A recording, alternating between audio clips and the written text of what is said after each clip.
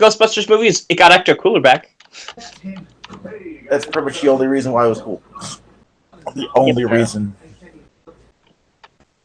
And they took Ecto Cooler away, so it was just... That's okay. We're getting it back this year, probably anyway. So. Oh, good. All right.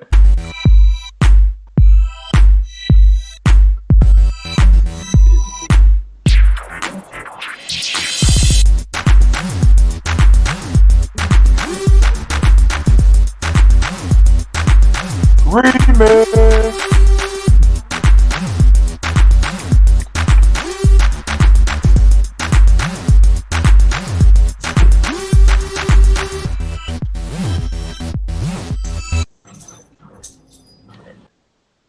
Okay, welcome to the show.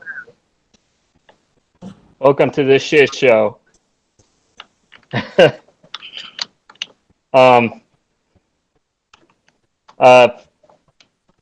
I'm your host, Ian. I have here with me Nate. If you listen to the show, you remember him, and Doug. Or you don't remember me, and it's probably a good thing. Oh, come on, man. You've been a good part of the show. We don't have Frank because Frank's, I guess he's having some personal issues he's trying to sort out or something.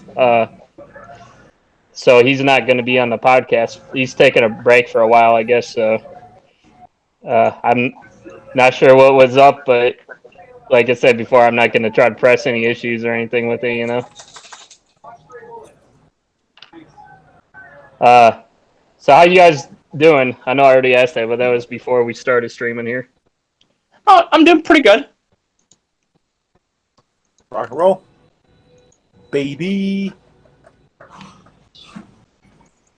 You know, I've put off cooking for the longest time, and I'm like, I'm just going to use my toaster oven for everything. And today I actually cooked my first meal, stir fry, and it turned out pretty well. Like, normally I'd say if it's shit, but it actually was not shit. Like, it was edible. So it was pretty cool. Awesome. Yeah, so, like, you've never really cooked that much before, you were saying? No, I mean, I haven't really cooked it all. Like, I made a grilled cheese once. He graduated in 2003 and hasn't cooked a fair meal since. You haven't tried making pasta or ramen or something, man? No. Well, come on. I'd at least think ramen. I mean, I've not made ramen. How have you not made ramen? That's what everyone keeps saying to me. You want to know how to you want to know how to make ramen? Here's what you do: you go to the store, you buy buy like a 12-pack of cup of noodles, buy the ones that are prepackaged. You open up the little flap on top, fill it with some really hot water, set for 3 minutes, put it in the packet. You're done. And what I'm saying is, my cooking level was, I have not made ramen. So I made stir fry today.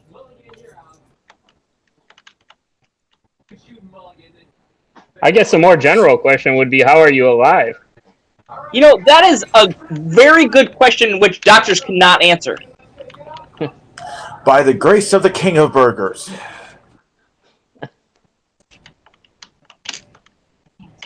My doctors ask me that every single year, you know? They're like, how are you still alive? I'm like, I don't know. Well, I mean, I know you do order out it usually a lot. The thing is you're always at, like, different places, going to friends or family or whatever. And now you got a girl does she cook for you a lot? No. Oh, okay.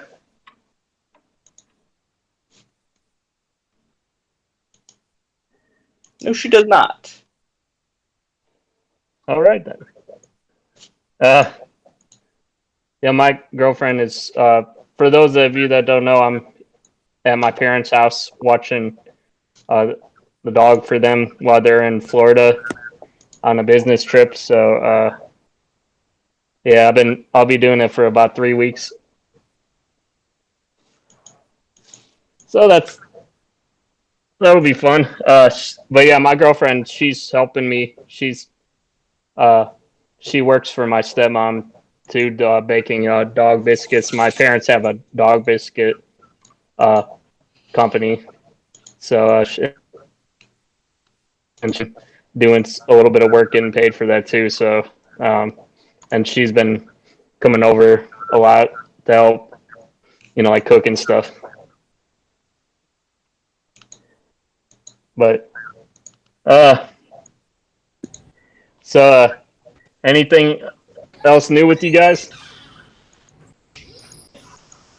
Let's see. I've been playing Monster Hunter a bit, the new expansion for PC, even though it's been out for a console for a while, and it is hard. Like, I play a gunner, and I'll fire in like 100 and something rounds, and then I have to go reload, which that's actually a new thing. Like, they used to do, like, well, you're out of items now, so you just gotta deal with it. But you can go back and you can like get more items now. So I have to do that like 2 or 3 times, and it's quite irritating. I bet. I don't know. But That's Zoe. You've never played Monster Hunter, so you don't know what I'm talking about. Doug's played it like for 5. Yeah, I don't know. he's played it. But yeah, you usually you kind of give up on games. You said or something like you don't commit as much. You're more about quantity of video games than I guess. I've played Monster Hunter 523 hours. Oh, really? Yeah. Well, I would say that. I mean, I know you beat a lot of games, but you said there's a lot of games that you just don't play through all the way. You don't see to the end. Oh, sometimes like with Zelda games, I'll like get to the final boss, and I'm like, do I really? Oh, I'm like, I don't want the game to end, so I don't finish the ending, and I'm like, I'll play it in like 10 years, and I'll be like, so I'll have a reason to play it. Kind of like Van Wilder with High School. Yeah, I just got that 1 credit left over, pretty much. Or like, Skyrim, I'll be like, well, I pretty much stole everything. I got my goal, like, in Skyrim, they have jewels, right? So I wanted to have like a Scrooge McDuck money vault of those gems. So Yeah. I stole enough of those gems and put them all over the floor, and it crashed my game. But So, there, can I your won. PC run Crisis? It can run Crisis. There's a max number of objects Skyrim can render before it crashes. Oh, really? Mm-hmm. And what about you, Doug? Have you anything new been going on? You're talking. You got a different job now, and any like personal projects? Like, how's your writing going and stuff like that? Oh, writing wise, it's been slow going. Mostly because like I was working like 80 some hours a week there for a hot minute between fading out of one job into my new job, which I still work in retail, just different company. Yeah. But it's been mostly me trying to lose more weight and still killing it at the gym. This year's the first big goal is not to be the fattest guy at the Arnold. So that's I know you're the weightlifting and stuff. So, I mean, I know you've always had a passion for it. Well, I mean, it saved my life. So I mean, there's that passion will never go away. They're gonna have to put my ass on the ground before I stop lifting. Yeah. And the nice thing too is that with my new job, I don't have to be tossing around treadmills and ellipticals and trampolines, so I can actually get to lift for me now, and that just feels so fantastic. I haven't gotten to lift for my own personal enjoyment since I started lifting, because I was working at Walmart and having to throw around fucking uh, no sod and brick and all that crap. So Yeah, my brother is working for Walmart doing that stuff now. Do you have any advice for him? Like, don't be a manager.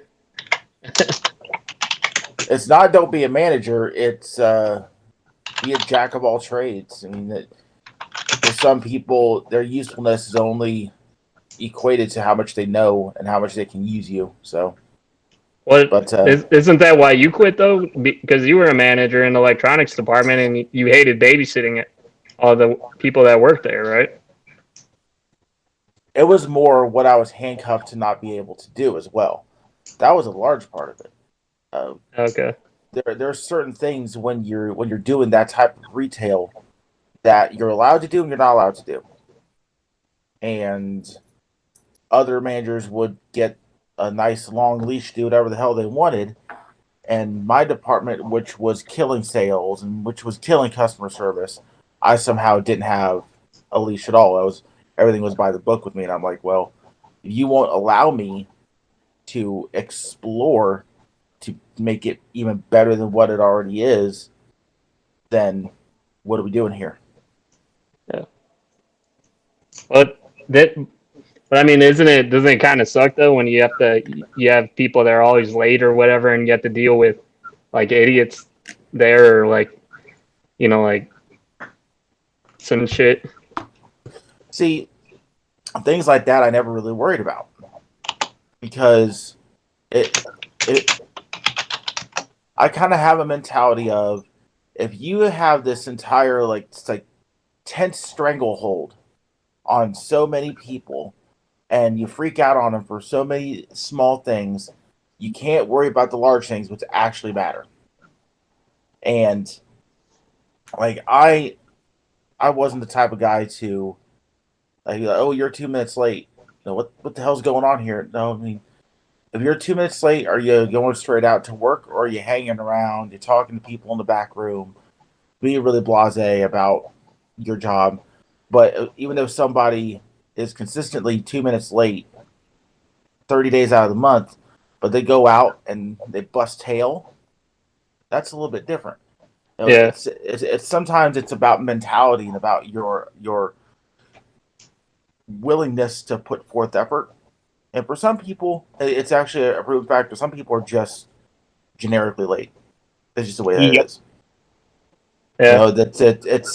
It's not that they have this horrible attention to detail or anything like that. It's just their brains get attached to certain things for a certain amount of time, and they have to be kind of course corrected.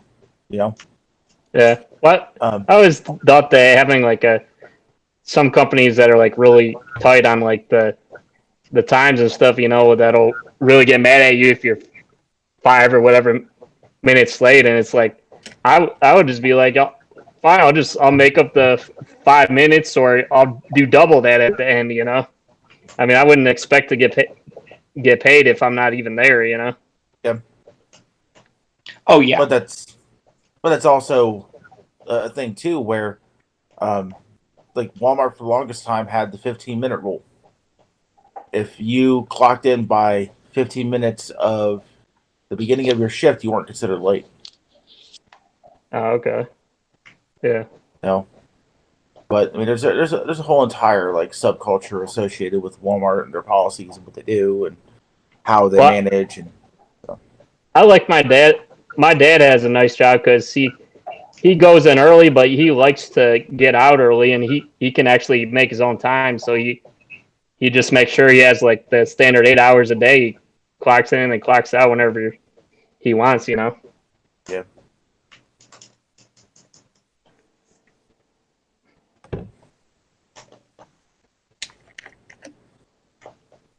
You put in effort, you get out whatever they pay you.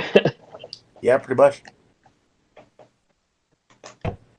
Pretty But damn much, and nobody wants to think about that too. It's nobody wants to think about actual effort and what they're doing because like I've seen both ends of the spectrum. I've seen people who are militant on being on time, militant on anything time related, but fill their time with absolute nonsense and bullshit. Yeah. And I've known people who are consistently late all the damn time, but some of the hardest workers you'll ever meet. So, to me, like a timesheet is only maybe 1/100th of your employment. You know what I mean? Yeah. I always thought that like having like, you know, like like it's too generalized with people, you know, like you could just do the bare minimum and gets the same amount as another person that's really hardworking, even though they just both started out, you know, and one person does more. They should have a way of tracking people's efficiency better, you know, and output, I guess. Well, they do have a system. It's called customer retention. When I was over that department, I worked to make sure that people were taken care of. And, it wasn't just associates taken care of; it was customers taken care of. Because to me, customers are the number one thing. And when you have people who will come in and like say they have an issue with their phone, like they're trying to put on like a phone card or something, they'll come in at noon. I don't come until 4, but they'll wait on me. Yeah. And then like a manager's be like, "Are you being held?" I was like, "No, I'm just waiting on somebody." Like, "Who are you waiting on?" I was like, "Waiting on Doug." That says something. Yeah. Well, I mean, it depends on the job and, you know, like retail and sales. And whenever you get a commission or whatever, that's always you know, like the more you put in, the more you get out of it with those types of jobs. But some jobs, people, it's all like created equal a lot of times, you know? Well, I mean, honestly, the only thing you can really do is just find a way to show your boss that you're working harder, and eventually down the road, hope that they give you a little more than the other guy that's slacking off, you know? Yeah, see, at my job, they just pay me 4 cents for everything I make. So if I don't make anything, they're like, "That's okay. We just won't pay. We'll pay you under minimum wage." Yeah. wow, 4-cent peace product, huh? Yeah, It's got it's like jacked up. slavery except legal. Oh, and the government pays them, so it's cool. Yeah, I mean, me and they we did an article we were talking about. They were thinking about doing a law where they could, you know, like passing law where companies would be able to have, you know, like pay disabled people under the minimum wage. And I was thinking that it could possibly not be as bad of a thing as people would say, because, you know, a lot of people would say that, especially me, since I am visually impaired, a lot of people would say, well, they deserve their people too or whatever, but it's all about the output and how much you can put out. You know, if somebody with the handicap can't put out as much, they, you know, they should get paid with what, like, if you're slower, you should get paid based upon what you do, you know? A lot of us actually put out more, which is kind of crazy because people that actually work, they put out more because they're like, "Well, I don't know what work time politics are, and I get along with everybody, and I just want to do my job." Some of them are like happy to get like a $20 check. Well, and it's all about trying to find what you would be better at too. Like, you know, say if you're like somebody that's like can barely move, maybe you could get a job at being like the greeter at like Walmart or whatever. You know, like a lot of those people are older and stuff, you know. They like to use us for like testing makeup and let's see, what was the other thing? You know, they like to see if they send us in the coal mines to see if you know, if one of us falls over, then they're like, "Okay, pull the miners out." Yeah. That was a joke. Yeah. We got fired from that. Shit. It's fine. But no, I mean, what do you think about that stuff, Doug? I mean,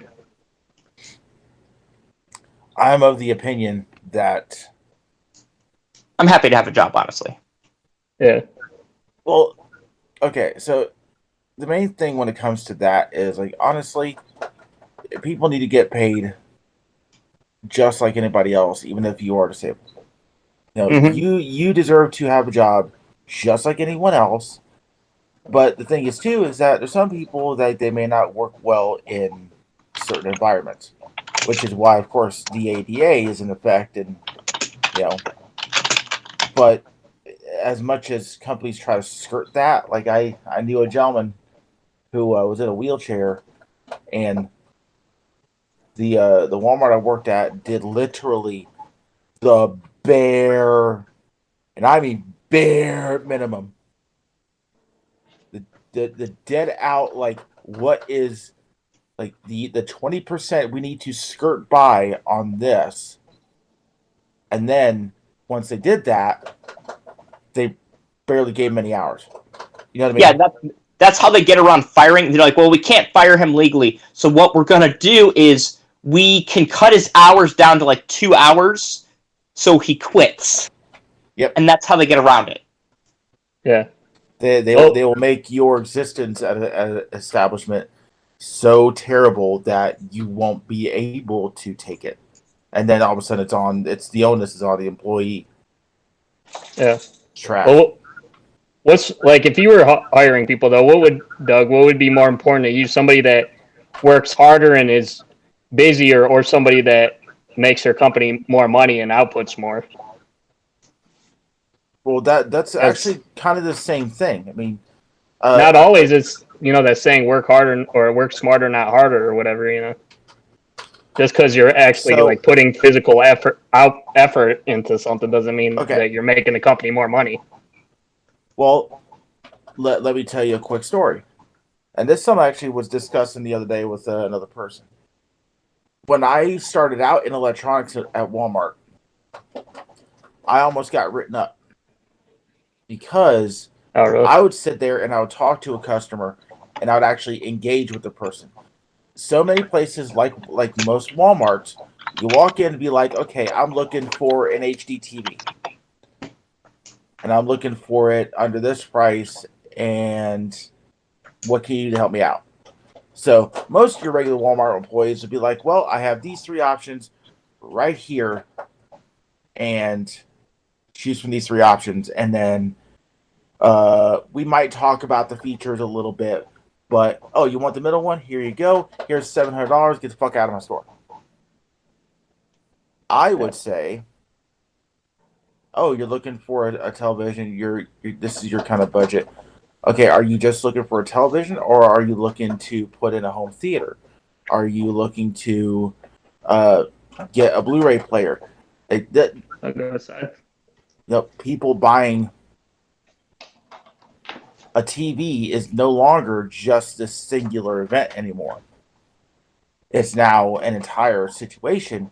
So I would get into conversations with people where they'd start off on a TV, and then we'd actually talk about the features of the TV and whether it would fit within their entire scheme of what they're eventually going to do.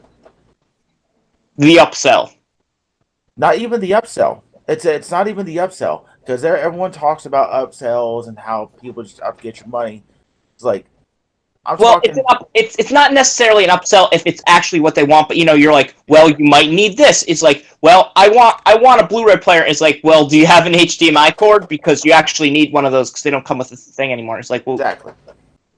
Yeah. So we would get into these 20, 30-minute discussions about product and how much they're buying and what they're buying for. And then in some cases, people would go out of their way to go above their budget or maybe go below their budget but buy a whole lot of other stuff because that's exactly what they're looking for. And I had a manager come up to me and was like, you can't do that. I'm like, what do you mean? Like, you can't be talking to somebody for a half an hour about a television and their accessories. I'm like, so what you're telling me is the fact that I'm educating the customer, the fact that I educated them instead of just shove them out with a product, they're going to come back for that product because they know they spoke to somebody who knows exactly what they're talking about. I sold them possibly something that actually cost them more. So they spent more now, they're spending more later, they're going to tell their friends to come back here because they actually got help. and you're telling me I can't do this? Yep. They're And like, then, so yeah, they had a write up ready for me, and I'm like, you can try to write me up. And then they're like, okay, so we're just gonna go ahead and tear this write up. Well, So a lot of times, companies and managers and bosses think too short-sighted. You know. well, yeah, that's they because saw it they're as, also it's also what so many managers are used to as well. You know, there are so many people who will get so damn used to the minimum, the minimum, skirt to get by, do only what you need to do, what you personally think you need Yeah. to do, and and like I had a manager who was a fantastic guy, great person, loved him, but he had no electronics experience. You know, Yeah. he was basically working at Walmart, I think, to get insurance because he had a side business, and he was more passionate about the side business. And it actually took Well, him watching me helping a customer to actually understand the type of worker that I was and what I was doing, and then he got it. You know, yeah. I mean, your position in retail in general, it's takes a little bit more brains than some, like just menial type of jobs. And I'm not trying to throw you under the bus, Nate, or anything, but like in general, like factory jobs where you're doing the same thing each day, and it is more about output. oh yeah, I did on this one job. I did what was it, 11,000 in like 2 hours. Yeah. Yeah. I mean, you were really good at it, Nate. I think you should be rewarded for that. It's I all just want about if you're good at your job. I just want them to take the collar off eventually. It gets a little hot. Yeah.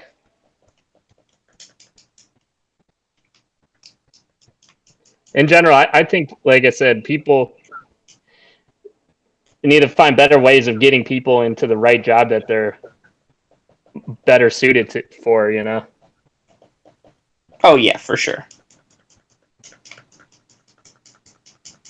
But unfortunately, a lot of people, the day they die, they probably don't even know.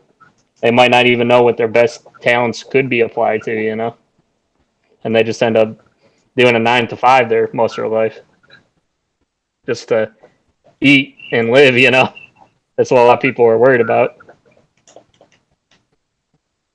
and that's the sad part is that so many people like they'll shortchange themselves too. You Yeah. know, the Oh yeah. like I'm very big on like helping people and making people better. Like that to me, that's a mark of a good uh, mark of a good manager is making other people better and working with people. And so many managers are just like, I'm not here to do that. I'm here to make money. Like yeah, I'm here to make money too, but you know what? There's just like for me, it's a moral thing. If you're a manager, your point is to make money and get the most out of your people. But for me, get the most out of your people is improving them and making sure that they have the tools necessary, even if they decide to leave working for you. I mean, Yeah, I I it's was about not raised. having a sucky employee. Well, like that's not even it though. I mean, sometimes a sucky employee is just going to be a sucky employee. Yeah.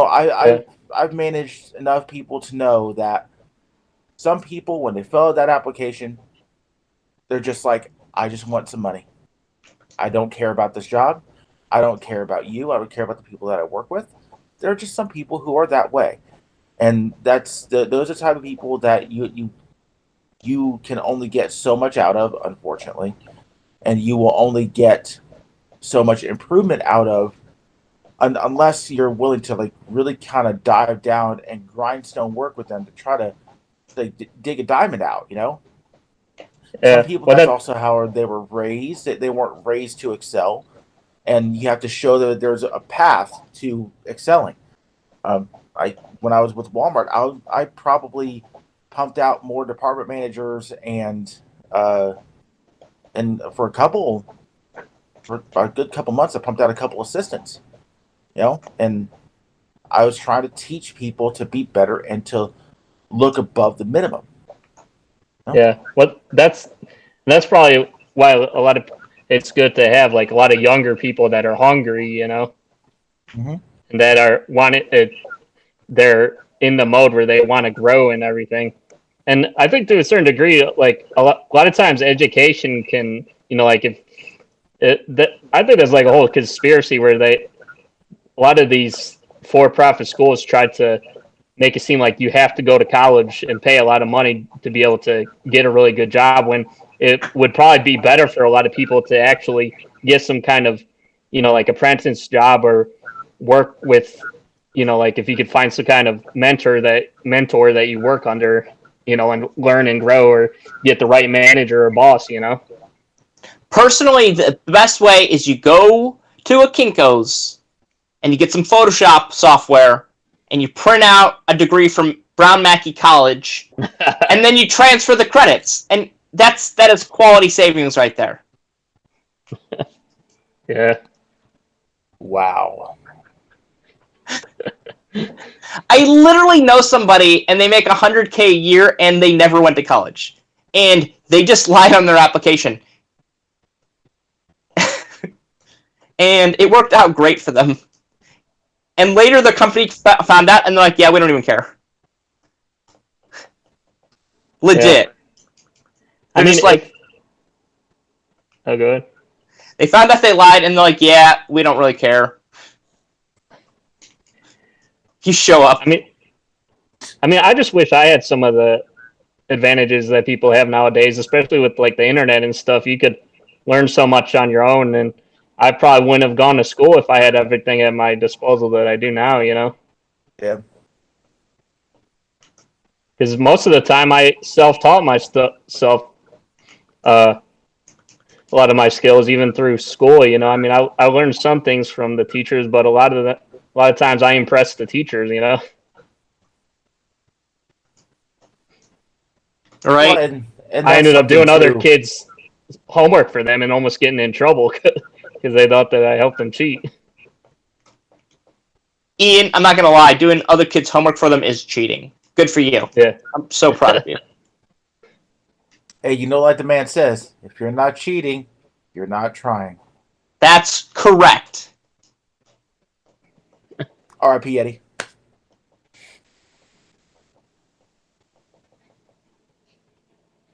But yeah, that's what my brother wants to do. He wants to, like find a job where he can do where he's not doing the same thing every day, and he can, work and learn from somebody. I'm pretty sure that job does not exist, but yeah, it really doesn't exist anymore. It never existed. That is a lie. Yeah. Tell your brother that his dreams are fake. Bingo. Fake news. Fake news. Like if you work at Fox News, you're like, okay, I need you to lie to people more.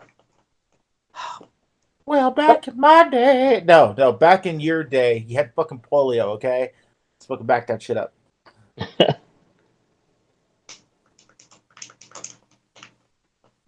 I don't know. They might have. They have some real stories. I heard they do some good news stories that they don't need to lie about necessarily. Oh, by the way, just in case you guys didn't notice, haircut. Yeah, you cut a hair. You're going for that. Isn't that like a Robin Hood kind of haircut or something? I keep calling it the AJ Styles because if it's not behind my ears, it kind of does this and kind of comes down. So Yeah. they'll kind of come around like this. So Well, it's always weird when you're in that like 3 to 4 to 5 inch is length where it's not really that long to do anything like like a ponytail or anything. Yeah. Yep. Most definitely. Okay, now I need you to say, I rob the rich to feed the poor. You're like, I ain't doing that shit. Fuck you, Nate. Get out of my brain! I robbed the rich to feed the poor. There you go. Well, speaking of terrible acting, what you have a movie that you wanted to review? Oh yeah. Happy 2020, everybody. And you know what I say? Happy 2020, because right before Christmas, I decided that I was like, you know what? I told Nate and I told Ian and I told Frank. I was like, you know what? I'm gonna watch this trash ass Ghostbusters movie. And so you know what? I made a list. Oh yes, I made a list. Oh So shit! let's go down this list real quick. Because I watched as much as I possibly could of this trash, Oh garbage, shit, man! sludge, bullshit movie. So Bullshit. to start off, my notes say lame CGI. Oh man. You want to talk? Like I'm sitting there watching the first couple minutes of the movie, and I'm like, who programmed this trash? And then all of a sudden, after the scary part at the beginning, they start off with the shameless use of the classic Ghostbuster song, which you bastards. Weak I ain't personality afraid of no humor. ghosts.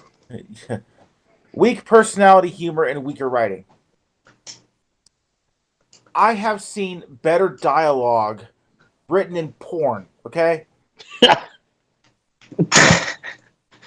Like Oh baby, oh baby.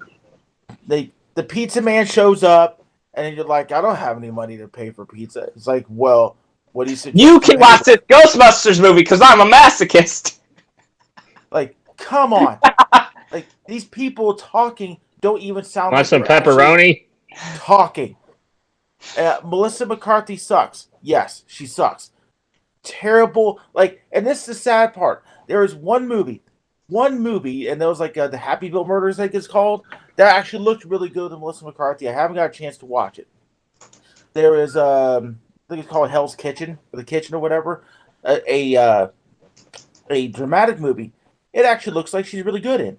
But here's the thing, Melissa McCarthy, stop doing comedy. It's over. It's done. Your sense of comedy is predicated on fat chick humor, and it just doesn't work. Queef and pussy slime jokes are trash. Enough said. Worst slime jokes since Nickelodeon. So here's my question when it comes to that. Why would you attempt to just do these horrible slime jokes that miss the mark, that miss the actual intended audience, and put them into this movie? Fat girl jokes still don't work. I think it's a scene where they're testing out the proton packs, and she fucking bouncing around like some fucking pinball machine. Her fucking head and her fucking ass is the bing, bing, bing, bing. Oh, she'll be fine. Bing, bing, bing, bing, bing. Oh lordy. And especially with derp deadpan trash humor. You cannot tell me mixing these different styles, different genres of comedy in this, what passes for a movie for some people. And mind you, I got this movie free. I didn't pay for this movie, and I should have gotten my money back. You should have gotten your time back too, right? Leslie Jones is no Winston Zedmore. So, here's the question. What was that thing where she was like, somebody call an exorcist or something? Or she was like, something was on top of her. One of the characters, I forget, I don't know. Especially during the one scene where they're at the concert hall and she's like, and she's, I'm coming, y'all, and then she jumps and all of a sudden she face plants. I'm like, oh, this is terrible. Like, ugh. No, not even scary to a 5-year-old. No. CGI is gutter trash. Just as a reminder. Proton explodes bike, but not anything else. As much of the Proton jokes as they made in this movie, like they don't even follow a damn like in the original movies. Don't Whenever cross that the proton pack hit streams. something, it was either exploding, it was on fire, or it left a burn trail. Correct? Yep. Dude, Not this. when they were in the courtroom fighting the what were the twins called? I can't remember. The Spinelli brothers. The whole place was on fire. Exactly. Not in this movie. Hell no. Okay. Every time they were fighting people, like the whole city was in shambles. How far did you get in the movie? Did you get to the nunchucks? Or the alternate Ghostbuster weapons? Please tell me you got to that point. Yeah, you have to make it the whole way to be eligible for a review, Doug. Yeah, I'm almost all the way through here. Did you get to the alternate weapons? That is literally the worst part. I don't remember hating anything specifically about that, but how could you not hate the alternate weapons? She punched a ghost. She taser punched a ghost. That's what I'm like. What the hell just? Oh yeah, like the little hand piece where she's like, pew pew pew, and that horrible CGI fight scenes. You know where it's pew pew pew pew. I'm like, what the hell is going on? I thought you liked that part, Nate. Or was that? It was probably Ben. That was Ben because I remember we were talking about it. So let's see. CGI is RGB cast off sludge. Yeah. They shit-bagged Slimer. What the hell did you do to Slimer? They slimed him. They slimed him with their jizz. And then it's like Slimer's got a family. Slimer's got a family. Are you serious, bro? Like, especially like when Slimer steals the Ecto 1 or whatever, and like, come on, more stupid physical humor that doesn't work. There we go. I was listening to another guy's podcast, and he was literally talking about that. They were reviewing the Batman '89 movie, and they're trash.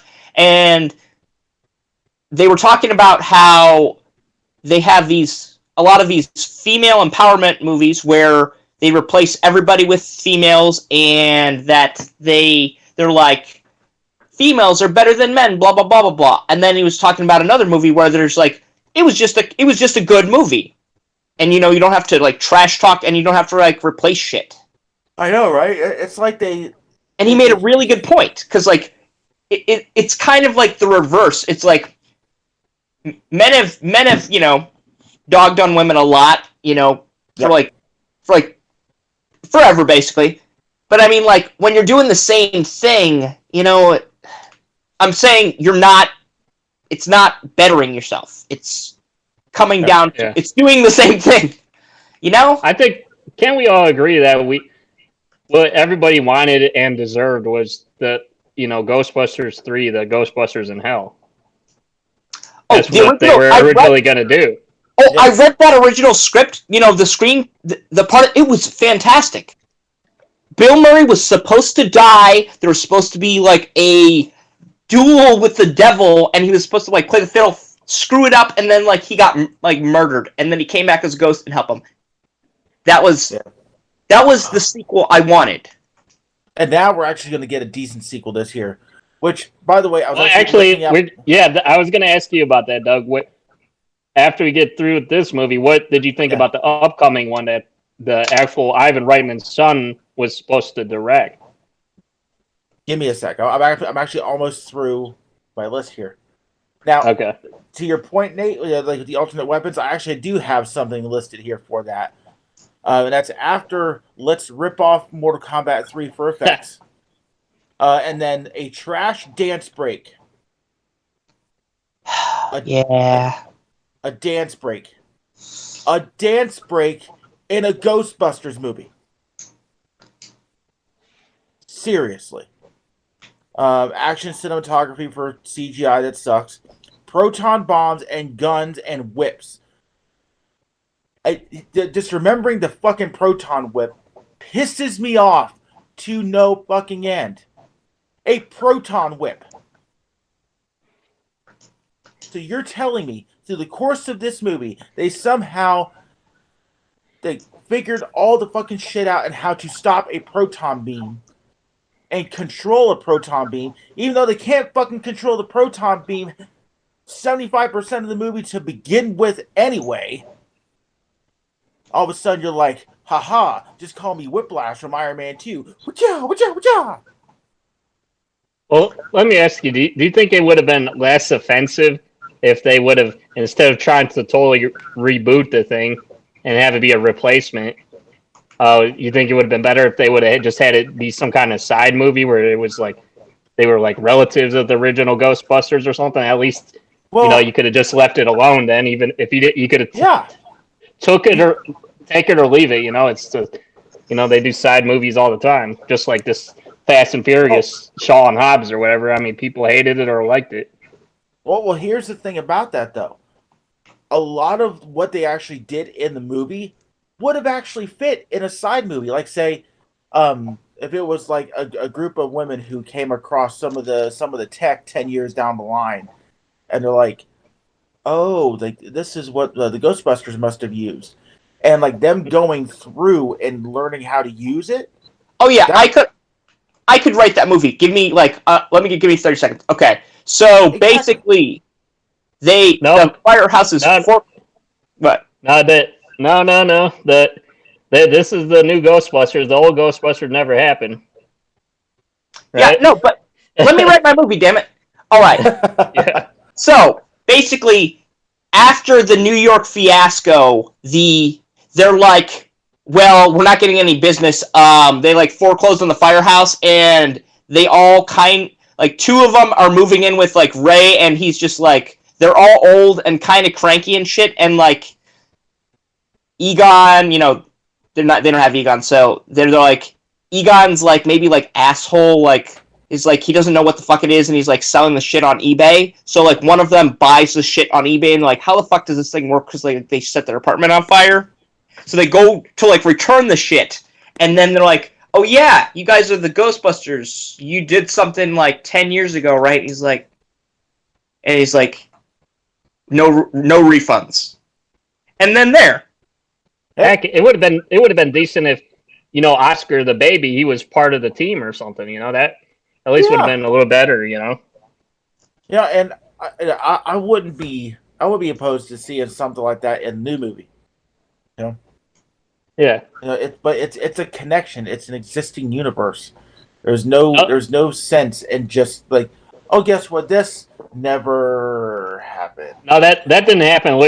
Forget about that. This is what you're getting. This is the shit you're getting now. Yeah. Just deal with it, bitch. So, I only have a couple more notes. 3 times the writing to rip off the original. Need I say more? Crossing the streams did nothing. Yep, pretty much did absolutely fucking nothing. Extreme nuclear reaction does little. Using proton pack inside nuclear reaction. Like, this is stuff that should be... Your audience is nerds, so, And that's why using your proton pack inside of a nuclear reaction, like the fucking Bungie shit at the end of the movie where she's like, I gotta go get her, and then they're using their proton pack, and I'm like, what the hell is this? I'm just sitting here looking at this like, you know what the shining, the actual shining star of this entire movie was? And I know I'm gonna hit. I know I'm gonna get hate for this. Chris Hemsworth. He was the villain, right?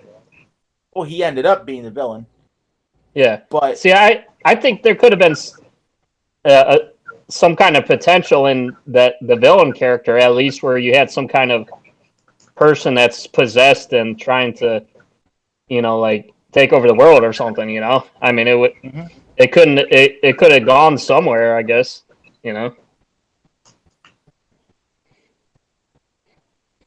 Yeah, it's just one of those things where like his humor far outshined everybody else in the movie. Yeah. You know, But no, we're all sexist here, Doug. So we got to stop. Better no, stop here. I take that back. I can't remember her name, but she actually the basically chick who was basically the rip off Egon. She A actually lot had of people actually liked her. Like they were, Yeah. she was a lot of people's favorite. yeah, she actually had a little bit of like decent personality, but they Uh-huh. also like super reined her back in too much, and like they try to make her Less weird. like less weird, but still have that kind of core Egon type of feel. Right. You know, but Yeah. the way they wrote that character was just you can tell at least one person on the team was like, we got to make an Egon. You have to have somebody like that. But like everybody else on that writing team, whether it was one person or 47, it was probably 47, was like, no, this has to be all physical humor all the time. The shit has to happen every 2 seconds for this movie to really matter. And it just didn't. Well, in case you didn't notice, I was being sarcastic because a lot of people say that you're probably sexist if you're not liking the Oh, yeah. all female cast. Which Yeah. I'd like to point out, I thought it would have been cool if they have some kind of female Ghostbuster on the team, but I think having like a mixed team would have been the best approach. Like back in the day, a lot of people's favorite character was Janine. I know Yeah. a lot of people. Yeah. Like, Yeah. you want to talk about, like, a character that was no nonsense, but basically, like, shrink you down to size, and that character was written so damn well. So damn well. And Like, I saw a commercial that she was in, and I'm like, oh my gosh, this is a preview. Right? I'm so excited. And then it's like, I hate you. Whatever insurance company you're for right now, I hate you so much. And the sad part about it is that the cameos from the other people, like the chick who played Janine and the guys from the original team, were just so lackluster. Yep. Like, you know. And yeah. Well, what do you think about them? Trying to sprinkle in, the originals and they're like Sigourney and stuff. I mean, it's pretty terrible, huh? It's bad. It's bad. Useless. Absolutely useless. And the worst part is they're like they figure, oh, this last movie did bad, so the next one's not going to do hot. No, you're giving people what they actually asked for with this. Okay. Yeah. Are you done with your list? Do you want to move on to that? Yeah. List is done. Basically, the movie sucks. Don't waste your time. If someone gives it to you, you question your friendship. Okay. Yeah. But now this upcoming movie, is it just titled Ghostbusters? What is the actual title? Do you know? Ghostbusters Afterlife. Oh, okay. Sounds like a Terminator, but or Resident Evil. Oh yeah, did any of you see the new Terminator? I got it downloaded. I haven't seen it yet. Well, you mean you purchased a digital copy online? Wink, wink. Yeah. I mean, you purchase it, then you download it. That's correct. There you go. Yeah. Good call. Yeah, so like, what's the story with that? That it's like a family or something? So, it basically breaks the Terminator universe. However... Oh, I meant the Ghostbuster, but yeah, go ahead about the Terminator, I guess. It's, if it was its standalone movie, man, it would be possibly, I'd say it could be likable, but if you're a fan of Terminator, you're really going to hate it. Ouch. Well, what did you think about Genesis? Because that movie went every which way, and I guess it's like Ben said, at this point, you might as well just go crazy with it, I'm saying, just don't pretend it's not part of the Terminator thing. Just pretend like it's like an alternate timeline that's not canon, and you will enjoy the movie. But if you are like trying to make sense of. No, it doesn't make any sense. Yeah, no, you have. How old is he now? Like 70s? It's like, I broke my back. Well, Arnold actually just had heart surgery last year, so he must have finished Terminator right before he had his heart surgery. So he had like a heart attack or something. But Shit. oh yeah, it was like, whoa, you know. But I think the main thing at that time has been like just, which by the way, I'll see him in a couple of weeks. So Arnold, yep, nifty. he's we got the Arnold Fitness Classic at the first weekend of March. So Get me an autograph. yeah, no one really gets an autograph. I will probably see him for about 20 seconds, if that. Ask him to say Wiener Schnitzel. Nate, how much do you think you could pedal for if you had a workout towel from Arnold? You'd have a tough time proving it. He'd have to sign it, and it. Honestly, most celebrity signatures, they cap out at $50, even if you paid more. Yeah, pretty much. Even if it's something gross like their pubic hair or something. Because there's a whole market for that, like really weird, gross shit. Oh, clothes and other things, like that's worth something, yeah, for sure. But I'm saying like most like band celebrities, like they're like music stars, they're the only ones who generally go for more than like $50 because they're kind of a lot of times they're assholes and they won't sign. No, I'm just talking about like the actual things that they owned. Oh, or came off their body. Like you get teeth or something from them, and it's like thousands of dollars. Oh yeah, no, that is a thing because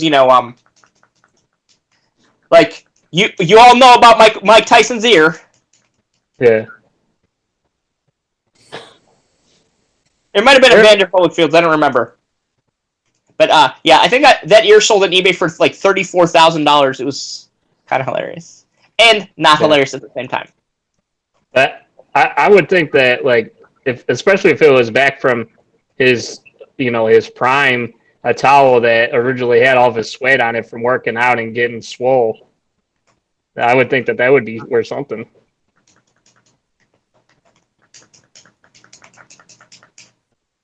Or like his barbells or something, That I'm not 100% sure on. I mean, I know he's actually sold some stuff like that in the past, but.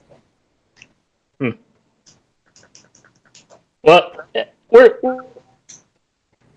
getting, like I was saying, what's the thing with this new Ghostbusters movie? From what I saw, it was about some kind of family or whatever.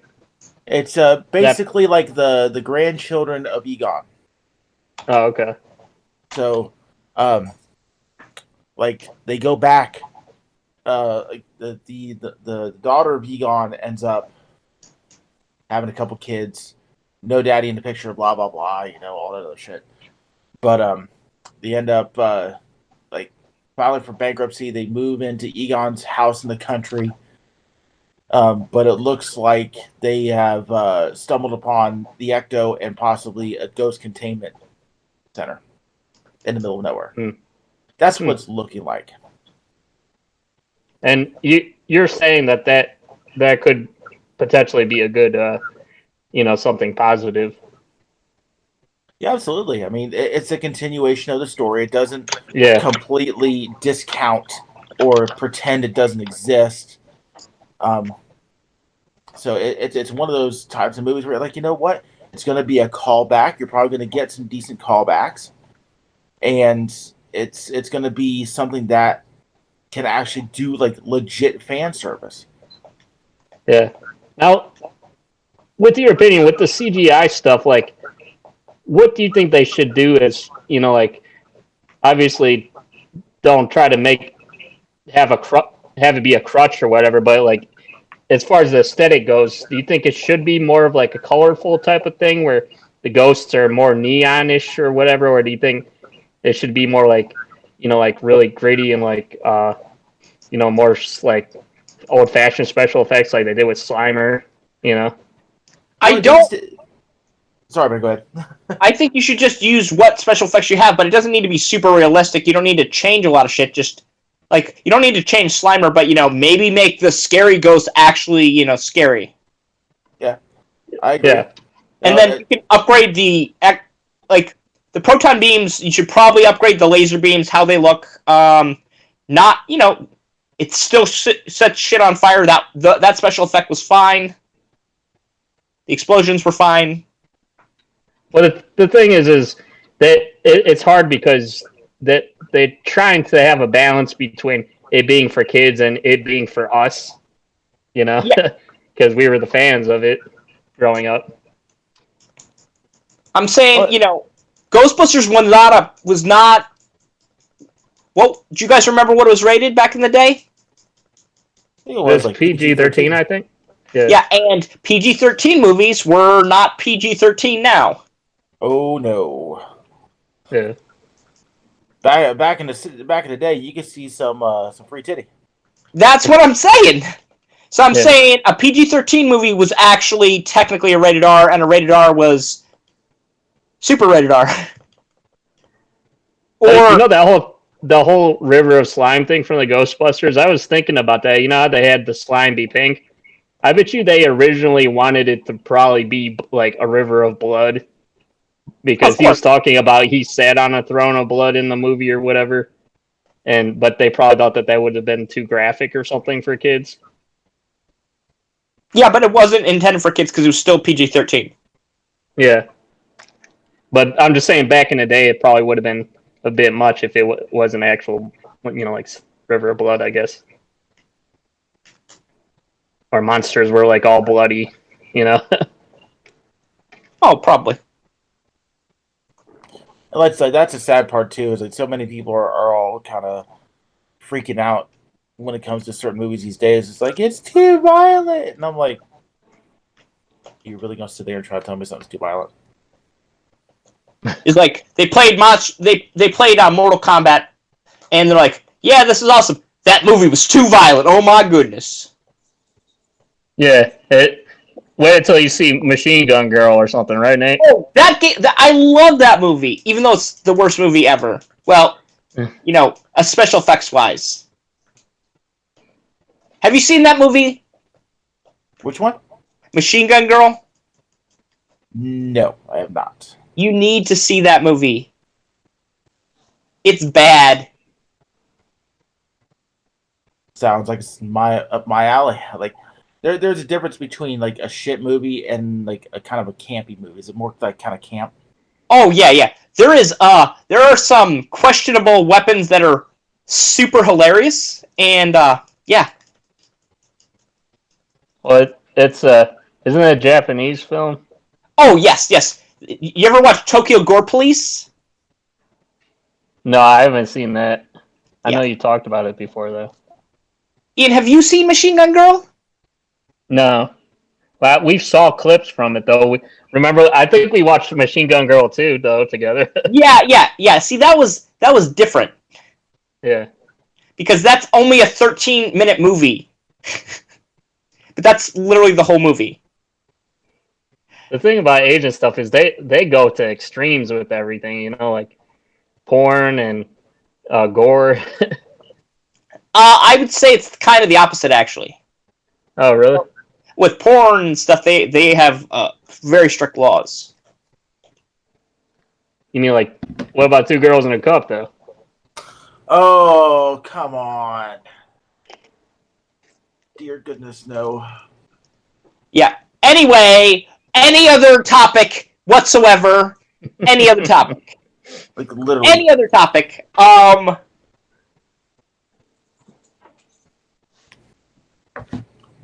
Flash bomb, smoke screen, any other topic. Done. But anyways, we're so you're looking forward to that? That's coming out this year then? Yes. I think everyone's looking forward to it. Yeah. Yeah. They'd be lying if they said they weren't. Yeah, I think I saw a. If not, what? If they're not, then well, shame on them.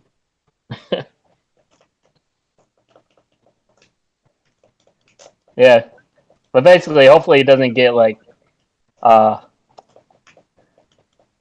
Transformered out or Michael Bay'd out. I was Michael The Bay'd out effects. 20 minutes into the first movie. What the hell are you talking about? Okay, let's talk about Bumblebee. Any of you see Bumblebee? I saw it. Yeah. I have not, which I know everyone's surprised. Oh, John Cena's in it. You haven't seen it? But Bumblebee was good. I liked Bumblebee. I really did. They made it look actually like the Transformers, like the 80s Transformers. Like if you hated every Michael Bay Transformer movie ever, you will like Bumblebee. I've heard good things about it. My wife owns it, so like I can watch it anytime. I just kind of don't care. Like if you like Transformers, but then you watch Michael Bay, and then you're like, I don't know if I like Transformers anymore.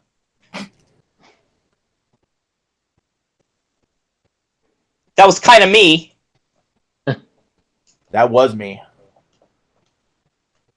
I'm like, oh man, a Transformers movie. This is going to be amazing. I'm going to get to see Optimus Prime die again. Spoiler alert. You think they just really try to milk movies too much? Like all these Fast and Furious and Transformers and I don't know. You mean franchises too much? I mean, you got to reboot them. I mean, they can't come up with new ideas that are surefire winners, so they try and reboot something by having like a movie. I get it.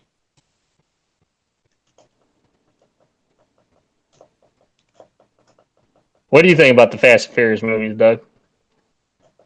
Boring. Yeah.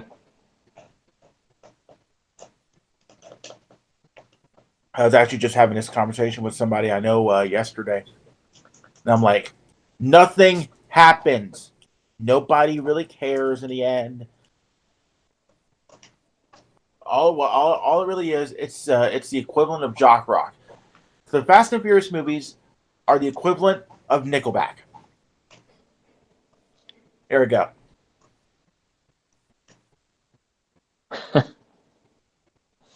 That's funny.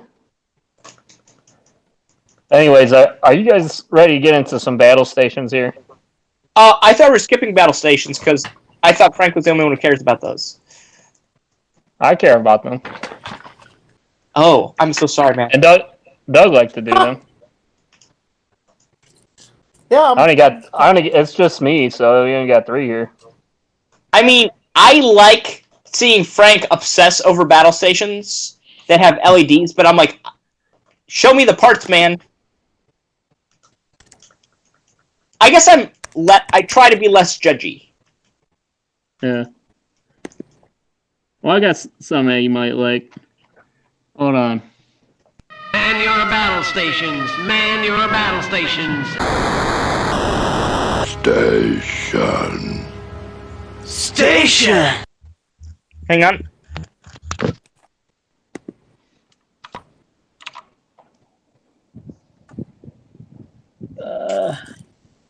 Yeah, I have a screen.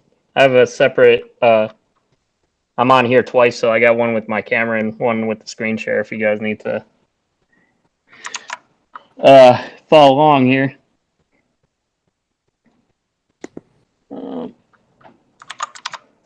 So.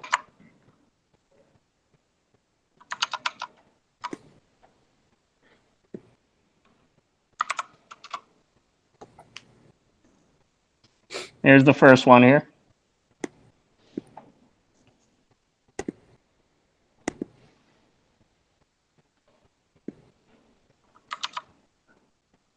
You guys have any opinions about this one? What the hell is he renting a room?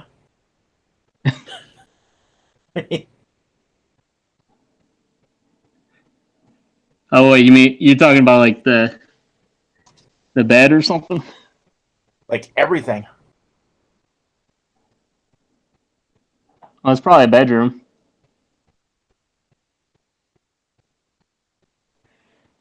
A lot of these, they have their station. A lot of these are like kids, and they have their stations that are like right next to their bed, where you could almost use your bed as a chair.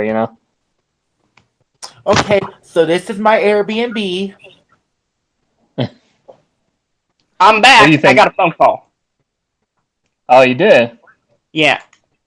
Oh, Number okay. 1, number 2, number 3. You haven't even shown them all, have you? No, we're still on the first one. Number 1, number 2, number 3. Let me see it. Well, this is number one. Number 4. Okay, that's Doug's You- face. Okay, we got that one, and then Like I said, that's like that one right there. Number 1 is like, welcome to my Airbnb. I like B&Bs. They have waffles. what about this one? Airbnb. This one's more of like a a studio type of thing or whatever. More of a workstation, I guess. So, things like this are very underrated, and I'm gonna tell you why. What you're looking at right here, okay, is someone who's like, fuck buying a desk.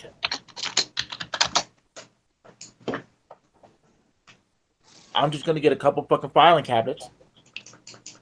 Yeah. That creates versatility. That's actually a really intelligent way to go about it.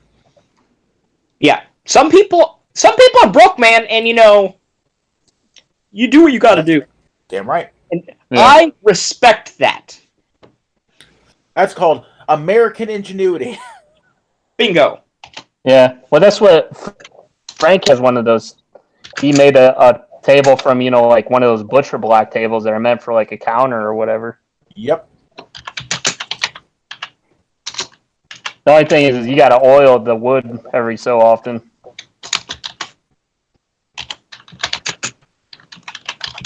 If you don't like finish it, I guess with something else. Okay, so we got that one. I like that one. I probably Put on your do main agree screen that. because I can't see any of the pictures. What? I can't see the pictures. You got to click on my. Don't you see the one with the screen share? Oh! That's got too many. That's too much money. Go away.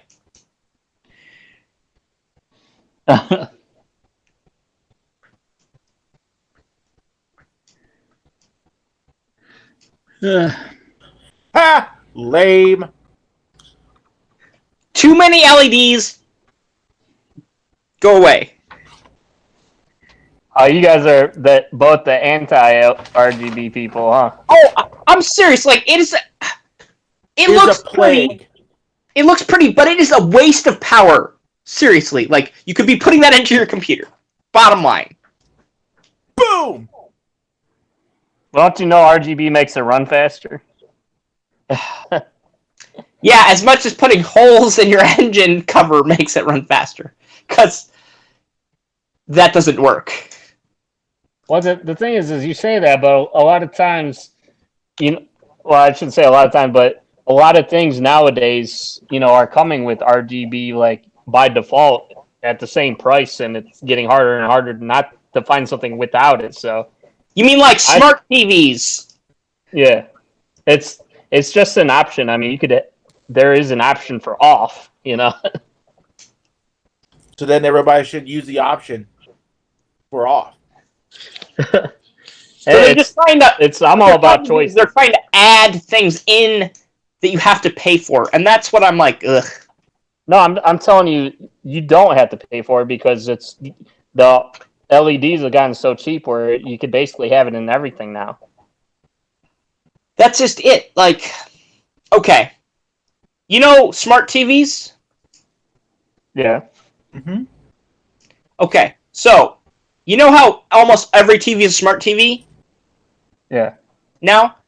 Pretty much. And do you remember when there was that point when you could get a non-smart TV at the same price as a lot cheaper than a smart TV, and it was bigger? Yep. Yeah. So what they've done is, rather than saying, oh, it's the same price, it's not the same price because you have to put more work into it, even if it's just LEDs. they cost money. So what they do is they up the price of both components, and they're like, it's the same price. No, it's not. It's a con. But you can't find any more that don't have it, and Yeah, they're just getting cheaper and cheaper. So I mean, what's that's the the thing. beef? I'm saying it raised the original price of the other thing. It's like What are you talking about? You could get a 4K TV now for like under $300. I mean, they're getting cheaper and cheaper. Oh no, technology is getting cheaper. You're right, but I'm saying like The idea that essentially paying the same amount for something that you will most likely not use, and justifying that by saying, "Oh, well, it's the same amount anyway." You may be paying for lesser components than the other option that doesn't have the smart stuff. And the thing is, it uses more power. So I could see your argument with that. I mean, they do use power. So here's actually a nice little bit of information. I also just don't like them, and I'm biased. So there's that. Yeah, me too. But here's a little bit of information you may not know about. I can't remember the specific brand name, although I think it's called Element. It's the Element brand. And something that you learn when you're working in electronics all the time is that a lot of your sub-brands are just that, sub-brands. It's actually either an affiliate or just an out-and-out owned property of another company.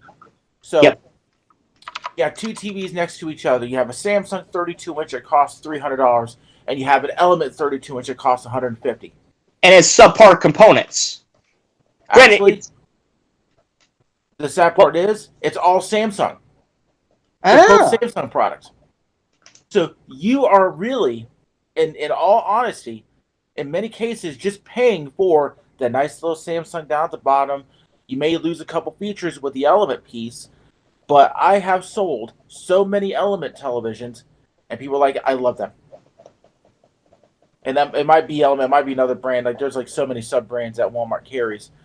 But when I actually did a little bit of digging, it actually looked inside of one of the televisions, and there's Samsung components everywhere inside the television. You're like, fuck. I know the racket now, and I know that paying X amount for this big honking television, you could be getting the same thing. Like, you ever heard of the brand TCL? I have heard of the brand TCL. TCL is actually a good brand.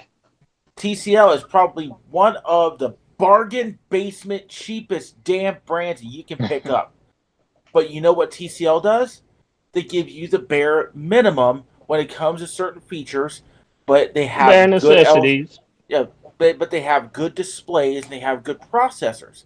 So they chintz out on most of the shit that a lot of people don't care about. Which, let's be honest, all this big fucking hokey shit that you're paying an extra $200, $300, $400 for, maybe what 30% of the user of the customer base will actually use. Well, I think the disconnect we're having here is, Nate, and I'm not sure. I think you would probably be the same way, Doug, but you guys don't care about the aesthetics too much of your computer things. No, as long as the computer works. You just want to shove it under your desk, and you don't want anybody to see it, right? That is correct. Well, I think there's also a difference, too, where it's not just an aesthetic thing, but people don't care about aesthetics.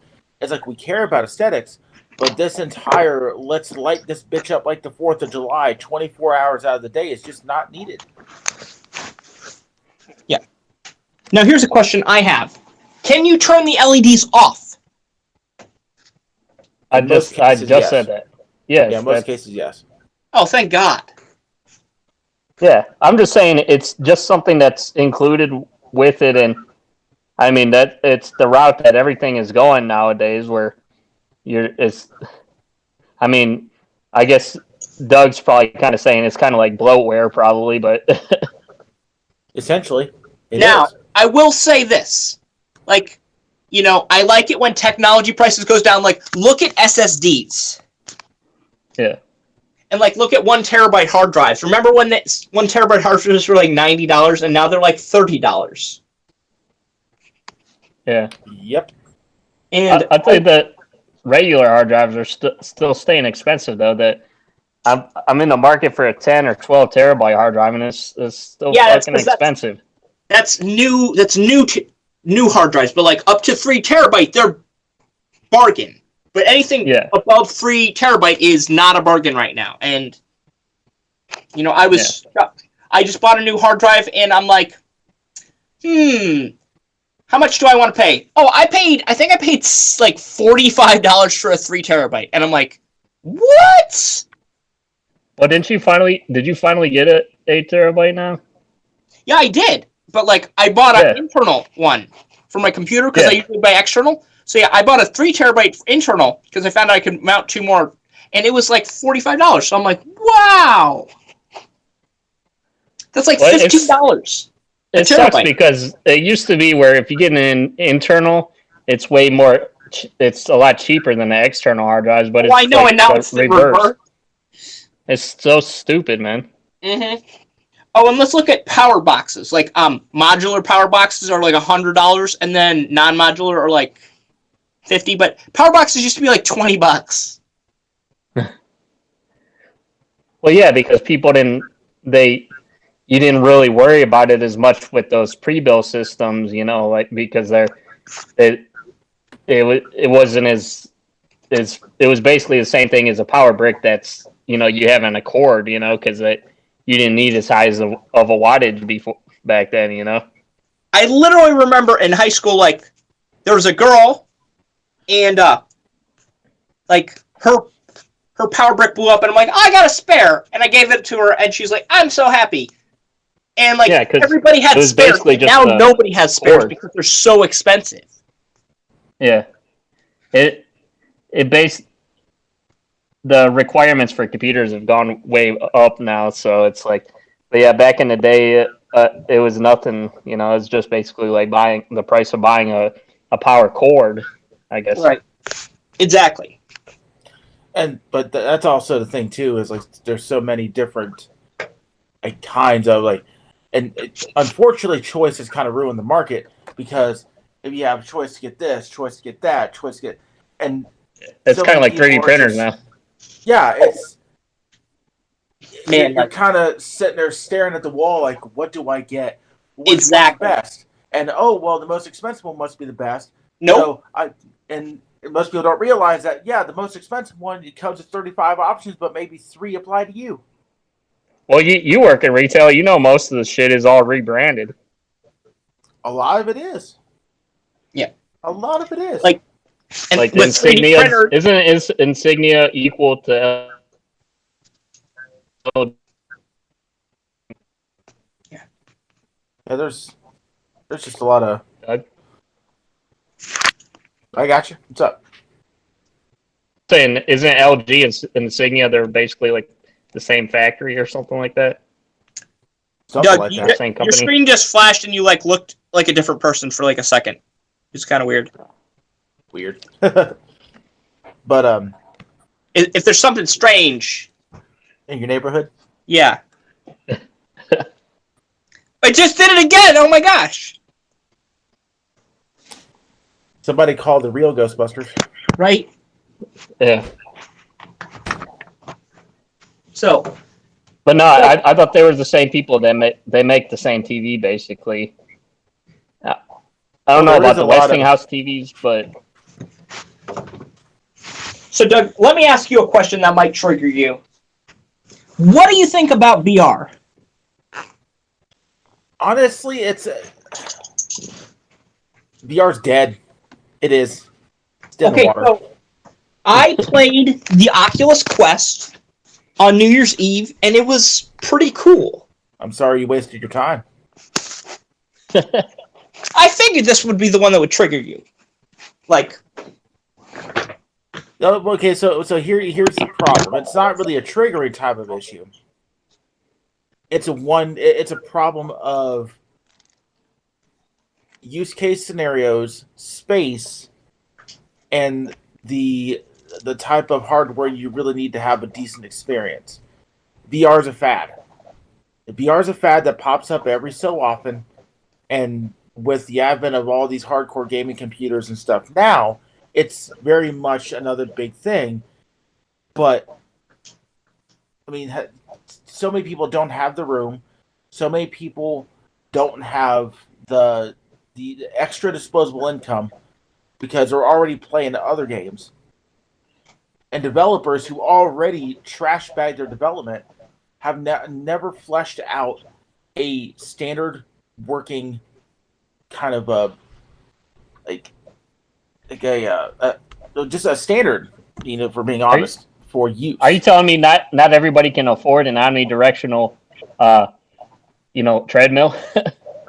Okay, so this is why I at first I was ripping on the Oculus Quest, but I played it. So what I liked about it is, granted, it's like $400, and that's nothing to sneeze at. However, you know how it comes with the controllers?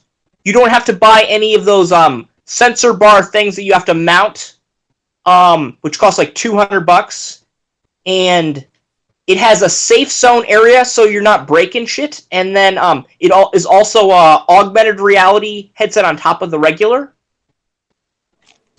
And then, you can also link it up to your computer wirelessly and wired. So even if it runs on a phone processor, which, not that great. So, but it also is and I'm like, that's not that bad.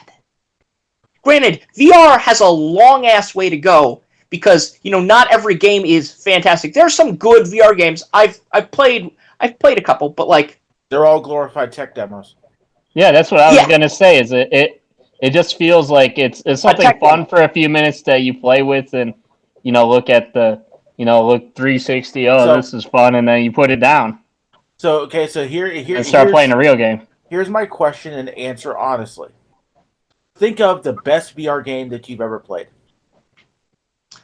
I've gotten to play 2 or 3 VR games. The one game that I played and I just I wanted to stay the whole night and play. It was like a puzzle game, and I know that sounds really crappy, but I've only got to play 3 because I don't own a VR headset, and normally people, when they have the VR headset, everyone's like, give me a turn, because I want to try this new experience that I've never got to try. So, because, they want to experience the thing and say that they did it. Yeah. Kind of like Instagram snapping your food and then not eating it. But, it was like a puzzle game, and you had to figure out these things by moving your hands around, and, it was pretty cool. And then it was you were a human test subject, and it was a 9, 10, 11-hour game. Okay. And yeah. So we were there for 4 hours. It had a good storyline, good game mechanics. It was tough and challenging, and it actually they put a good work into it. And I would say, it was up. It wasn't as good as Portal, but it was pretty close. So keep that level of quality in your mind. Yeah. Does that even compare in any sense of existence to a game like, say, Diablo 3? No, it never will. Nothing will ever beat Diablo 3. And that is the problem. Oh, for sure. There is a modicum of quality that has become acceptable and will continue to be acceptable in those circles for people who are interested in VR, that you will never see a game of the year come out of VR. Of course not. And I get that.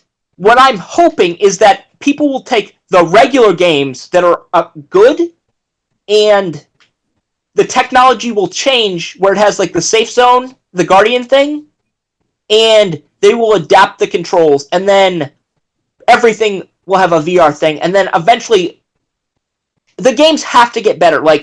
I'm sick of these crap. I don't want VR to be like phone games. Phone games disgust me. They really disgust me because VR is the new Wii, which means it's the old Wii, which means it's trash. What? Nate, don't. I mean, I think until the day where everybody can afford to have an omnidirectional, treadmill or whatever, the only other alternative I could see is if you have a game that's don't they have things where it's set up in a warehouse with a maze or something that's already mapped into the game, but it's like a different environment? Well, that's It looks like the a different nice environment. thing about the Oculus is you paint an area on the floor, and then when you go outside that area, it becomes red. So you're like, okay, I'm out of bounds. That's the nice thing I liked about it. Right, but I think they had some like laser tag type of thing or something where you could, they had like walls specifically built in the game and that exist in real life, so you're not going to bump into anything. That's what I'm saying. In the Guardian area, you don't bump into shit because it'll tell you if you're about to bump into shit. Yeah. Yeah. I just think it's with what everybody has and the technology, it'll still be a pretty harsh transition between that and like the Matrix or something, Oh, yeah, I know all this, but I'm saying for VR, it's got a long way to go, but I'm saying it's VR like a number of years ago, like it was like Google Cardboard on your phone, right? Do you guys remember that shit? And you're like, ooh, this is amazing. Well, it's gotten better. Granted, it's not there yet. It's slightly above a Wii right now. See, here's the thing. I went to Toronto in 1998, I believe. And when I went to Toronto, we went to the CN Tower. So we're hanging out at CN Tower, having fun, great. We end up going to the basement of the CN Tower where they have a gaming arcade. And they had a gaming arcade that had Duke Nukem with an omnidirectional treadmill, and you put the headset on. We have not gotten past that.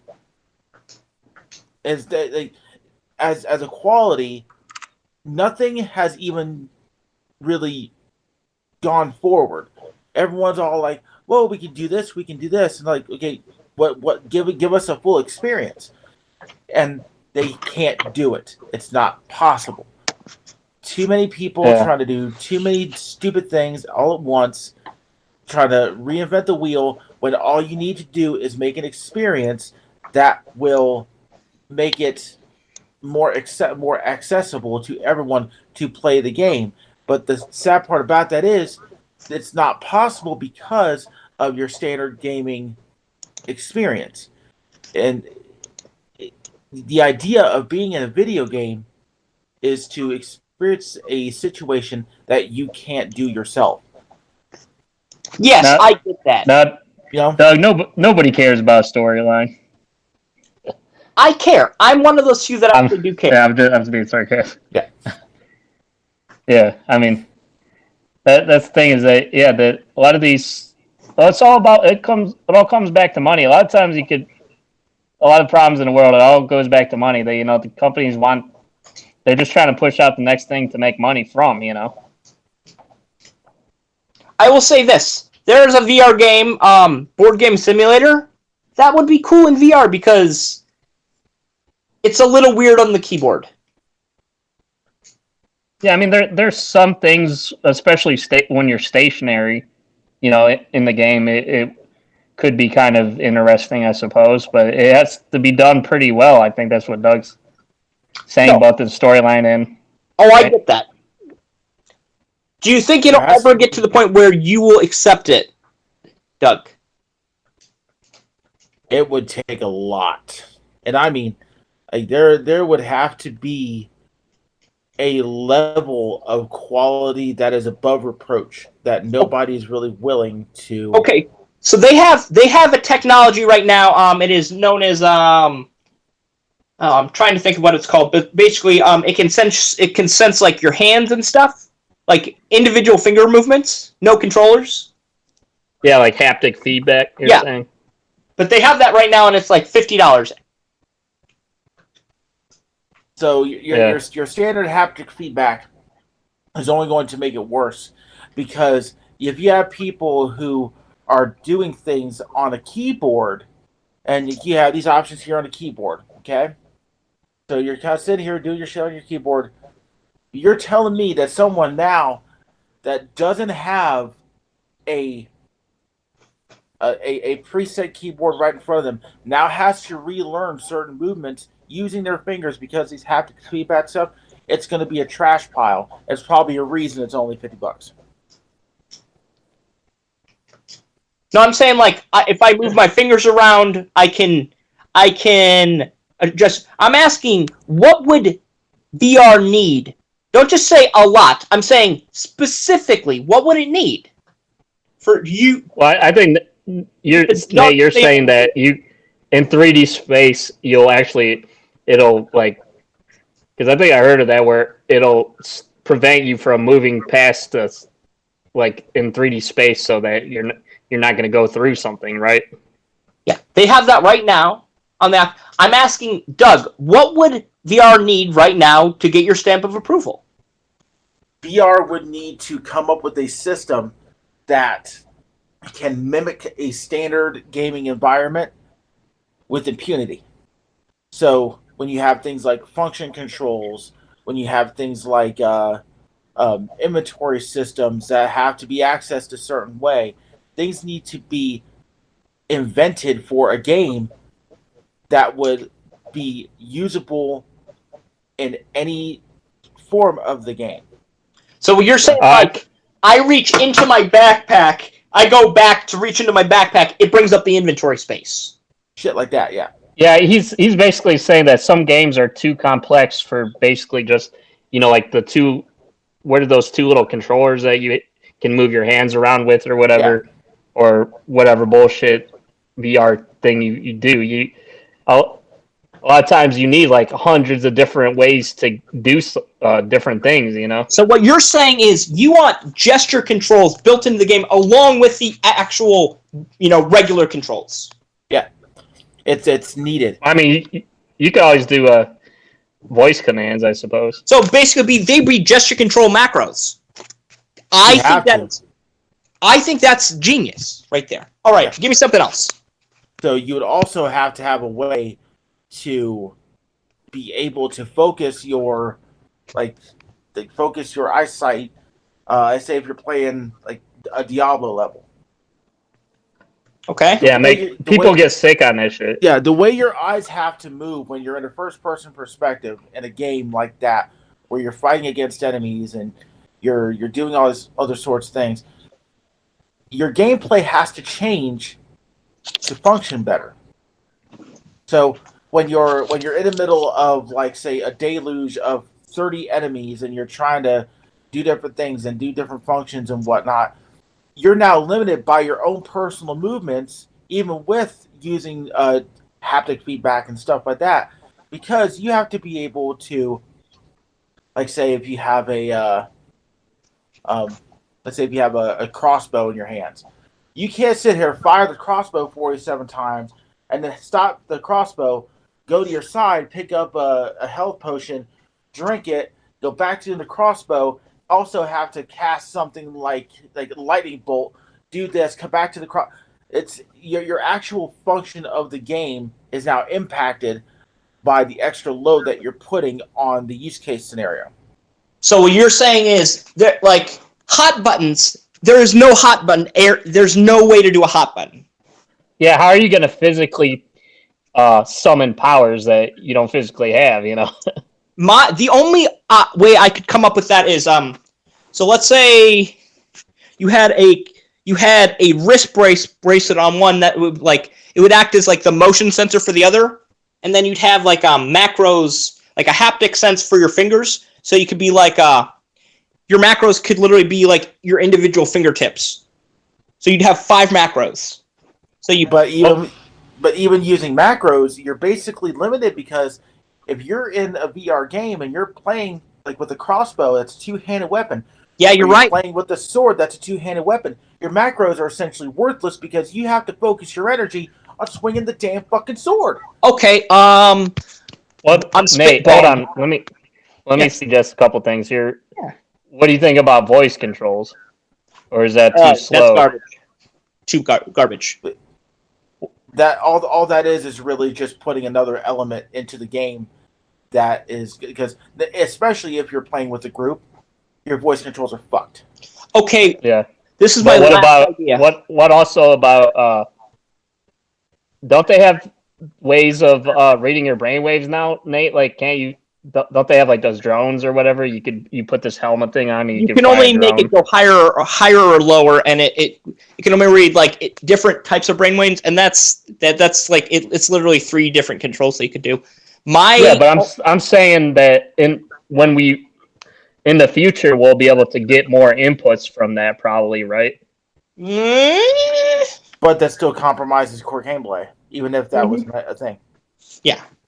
What do you mean it would be compromising it? I mean, isn't So- that the whole holy grail of being able to interface with your brain with the computer?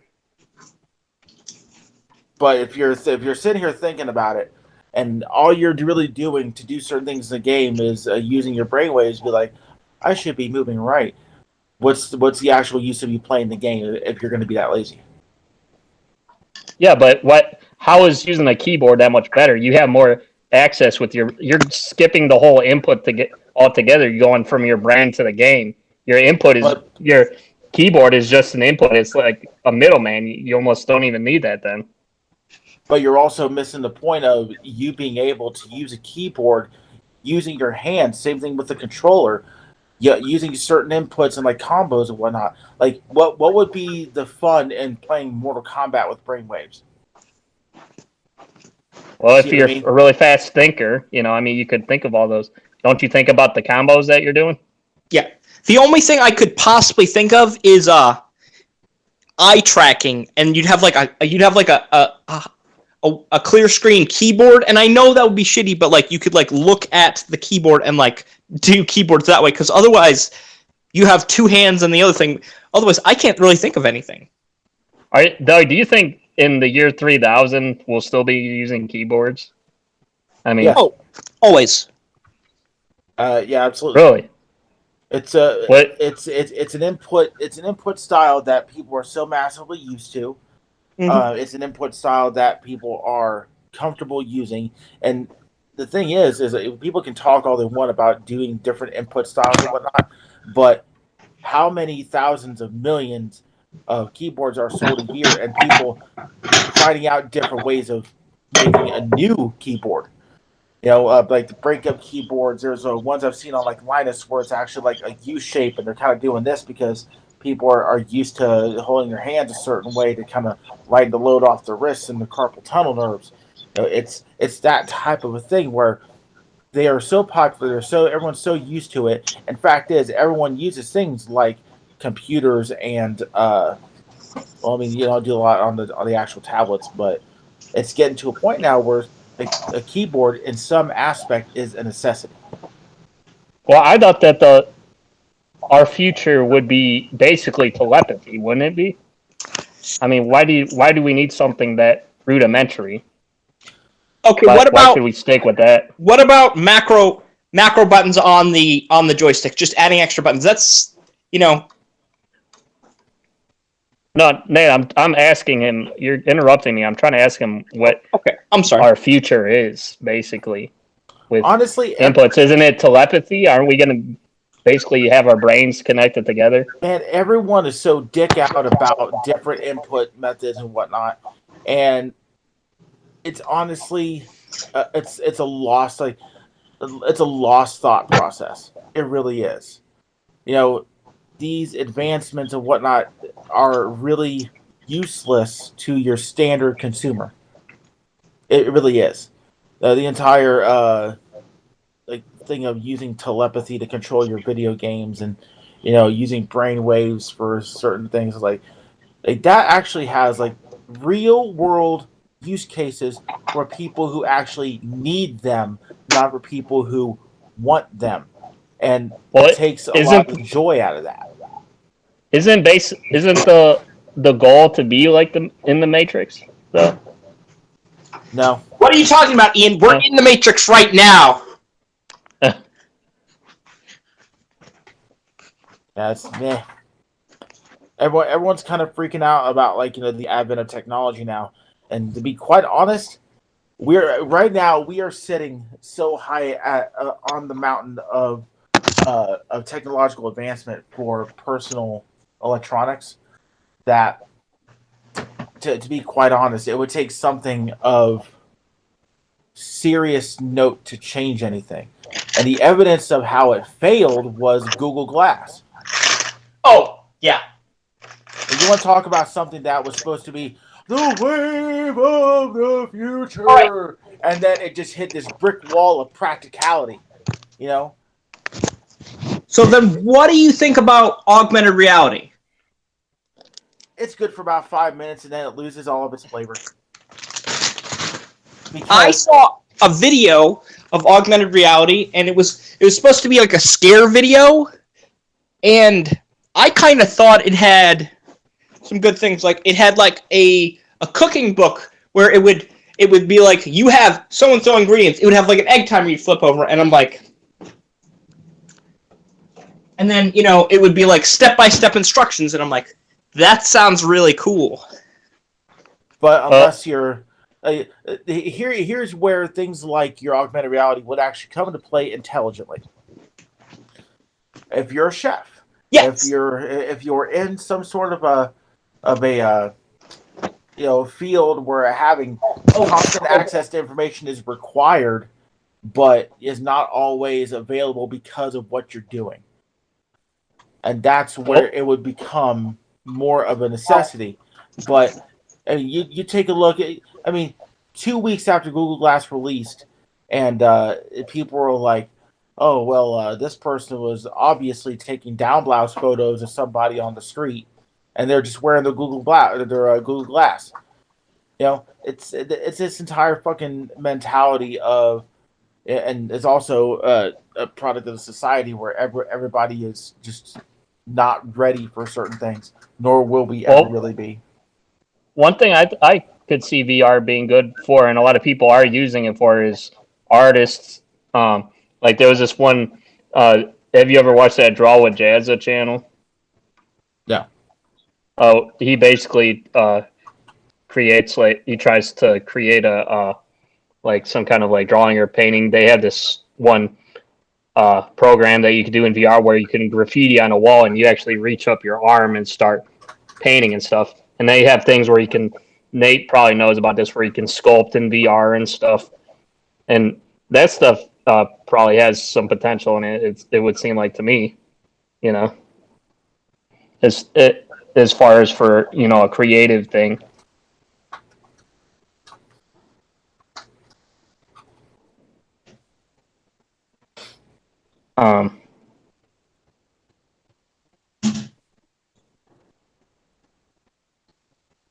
You there, Doug? Yep, I'm here. Oh, okay. Well, I do have a couple. I do have some articles that probably would trigger you, Doug. Since we're talking about it, I did one. Me and Nate were talking about it. What are your thoughts on that Google Stadia? Because I do have an article about how the Verge was saying Google should have stayed in beta.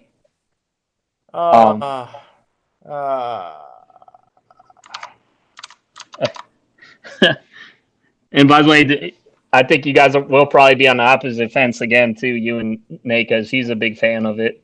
That shit is absolute fucking garbage. Oh, where's your negative latency? Come on. Okay, let's just lay all the cards out on the table. Okay. Offsite gaming, if you do not have something there to help you game, if you don't have a console, a PC, anything, offsite gaming is really just fucking stupid, okay? Cloud-based gaming is stupid. If you bought a cloud-based gaming unit, you should feel stupid because you spent $200 on a controller and a subscription service where you own nothing. You own absolutely nothing. You know what you own? You own the controller. Congratulations. You can now fucking, I don't know, take pictures with it on your social media, look nice for about 30 seconds, and then everyone forgets about you when they unfollow because, oh, that guy bought a Google Stadia. Come on. That thing got tanked so hard out the gate. Not even starting on the actual service itself, but the fact that they couldn't even get the Founders Edition out the day of release. People who were supposed to be getting theirs free from Google could get theirs the day of release because they fucked up all the shipping. How do you even start off with that? You have to be so close, and this is actually getting into the actual use case. You have to be so close to a Google data center to even see decent latency. It's completely ridiculous. You know what would actually... Google Stadia should have stayed in beta until everybody was on fiber optics 75 years from now, and it would still suck. You don't own shit. You don't own a damn thing. You don't own the license to your games. You barely own your fucking money when going through there. And not even the fact of actually spending out decent money on games, because all the fucking sales, everyone's already got everything on sale for even cheaper than Stadia has it. So you're paying more for games that you don't own, for basically a console that you don't own, you don't have right in front of you. It's a failure. Google will close this down in less than 2 years. I guarantee it. You know why? Because it's trash. It's garbage. Google should feel bad. You can shut me down. I don't care. Google should feel bad. Google should look themselves in the mirror and slap themselves in the face, because they slapped everybody who even spent money on this garbage in the face. And that's the bottom line. Nate, are you there? Nate's having an existential crisis right now. I guess. Yeah, that's the thing, is they promised all these features, and then, you know, they were promising 60 FPS with 4K. They definitely didn't deliver that, and people are pissed, and they're like, "Oh, well, it's up to the developers to give you 4K."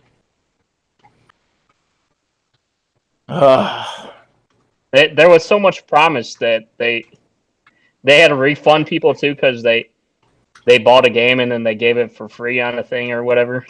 Yep. And what were they? Oh yeah, there was old versions of the games on there. That was like the newer thing that happened or whatever. People are pissed about. And that's the sad part about it, is that they didn't even really beta test anything. You know, Nate's Nate's stuff might have broken, so it's possible.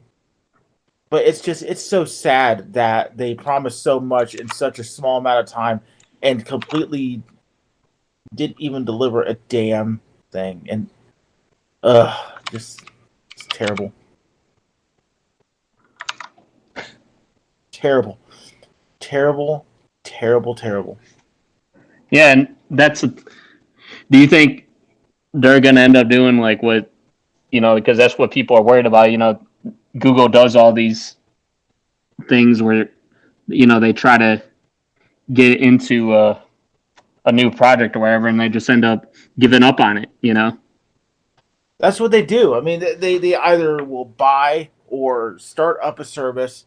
It'll run for 2 years. They'll squeeze as much blood money out of it as they can, and then it's dead. You know, and I'm not sitting here saying cloud-based gaming will never work, but what I'm saying is cloud-based gaming in today's environment, with how much people don't get in their service, it was dead before it was even announced. It really was. This would have worked better as a regional launch with like 2 Google centers to help support it. And they should have left it as something like that. And the smart thing that they should have done was this: have certain regions of maybe 2 or 3 states and have servers set up for that specifically. And even that, it should be like 1 server per state specifically set up for it. Hold on, Doug. Nate, are you there? Jack. Yeah. So the dog came up on the bed, and I'm like, "Hey, dog, how you doing?" And she's like, "Oh, I'm doing bleh." Oh, that sucks. So I cleaned that all up, and you guys are talking about Stadia, right? Yeah, you thought you had something to trigger. I have articles that will trigger Doug here, and we're talking about Stadia. You mean Trashia?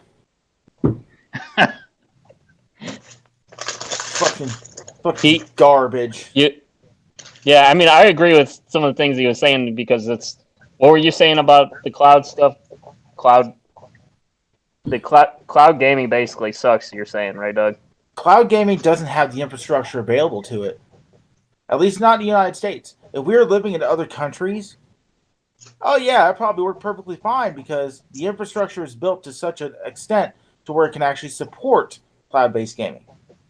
Yeah, But and here, you don't Now, I own any of your shit. That's what a big problem you were saying too. now, Doug, have you tried Parsec? no. You should try it. So my friend has Google Stadia, and he really likes it. I'm sorry, he Yeah. doesn't have quality standards. Well, hear me out. I'm like, well, I will try Google Stadia for free and whatnot. But the guy who was reviewing it, he's from Europe. So yeah, he's like, it works great. So I agree with you. But I recently looked at their catalog, and they don't have that many games. And they had that rough launch. And Yeah, there are alternatives to Stadia with Shadow. But I tried Parsec, right? And in my factory with concrete thick walls, right? I could stream from my computer with no problems. Like, I know it's remote desktop, but like, it works directly with Big Box, and you can have it so you can invite another friend and you can host shit and have multiple people playing on the same game, and it's free. Yeah. Well, I agree with Doug though about it sucks because you won't own any of the games. You know, you pay a ton of money for all these games, and then what, Doug? You cheat or something, or you do something that goes against their terms, and they're like, oh, they could be like, oh, all your games you pay for are gone now. Well, unfortunately, that's how all companies are.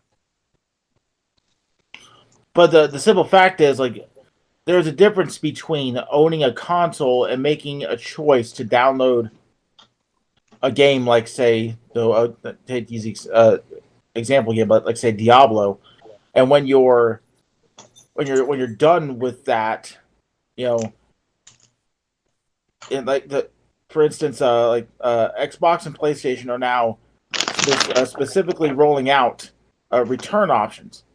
So, like, say, if you don't like a game within X amount of time or X amount of hours, you can return it. You can say, I want my money back, and they'll give you your money back. They're piloting out those programs like what Steam has. Like Steam has. And that's a good thing. Oh, yeah. But Stadia's like, oh, we got your money. By the way, when you paid $60 for this game, it was on sale for $24.95 literally everywhere else except for Stadia. That is the other thing that is wrong with it. Go ahead. Yeah. And the article that I have here was they have old versions of the games on there now or whatever, and then they screwed up. They had to give people refunds for some games or whatever because they included them with the Stadia for free. Some bullshit. Yeah, no. Like, Stadia has a ton of problems, but it's pioneering. Pioneering is rough. Well, I don't even think they're trying to really pioneer. Like we were talking before, they're probably just going to scrap it like all the other failed projects that Google does, you know, and then everybody's will be SOL, you know. Yes, that is possibly true. But that's what Google does. That's their MO. I mean, that's what they do with every single damn thing that they have. It's like, oh, well, this is fantastic. It's brand new. Woo! And all of a sudden it's trash and people don't want to do it. They're like, we're going to be shutting down the service in April, blah, blah, blah. And don't they buy out a lot of shit, too, that people were enjoying, and then then they just decide to scrap it? They're kind of like Adobe. Mm-hmm. Exactly like Adobe. Adobe's whole framework is, unfortunately, a lot of companies are going towards that, and it sucks, you know? Yeah. But I mean, it makes good business sense for them, but it really screws the customers. Oh, it does.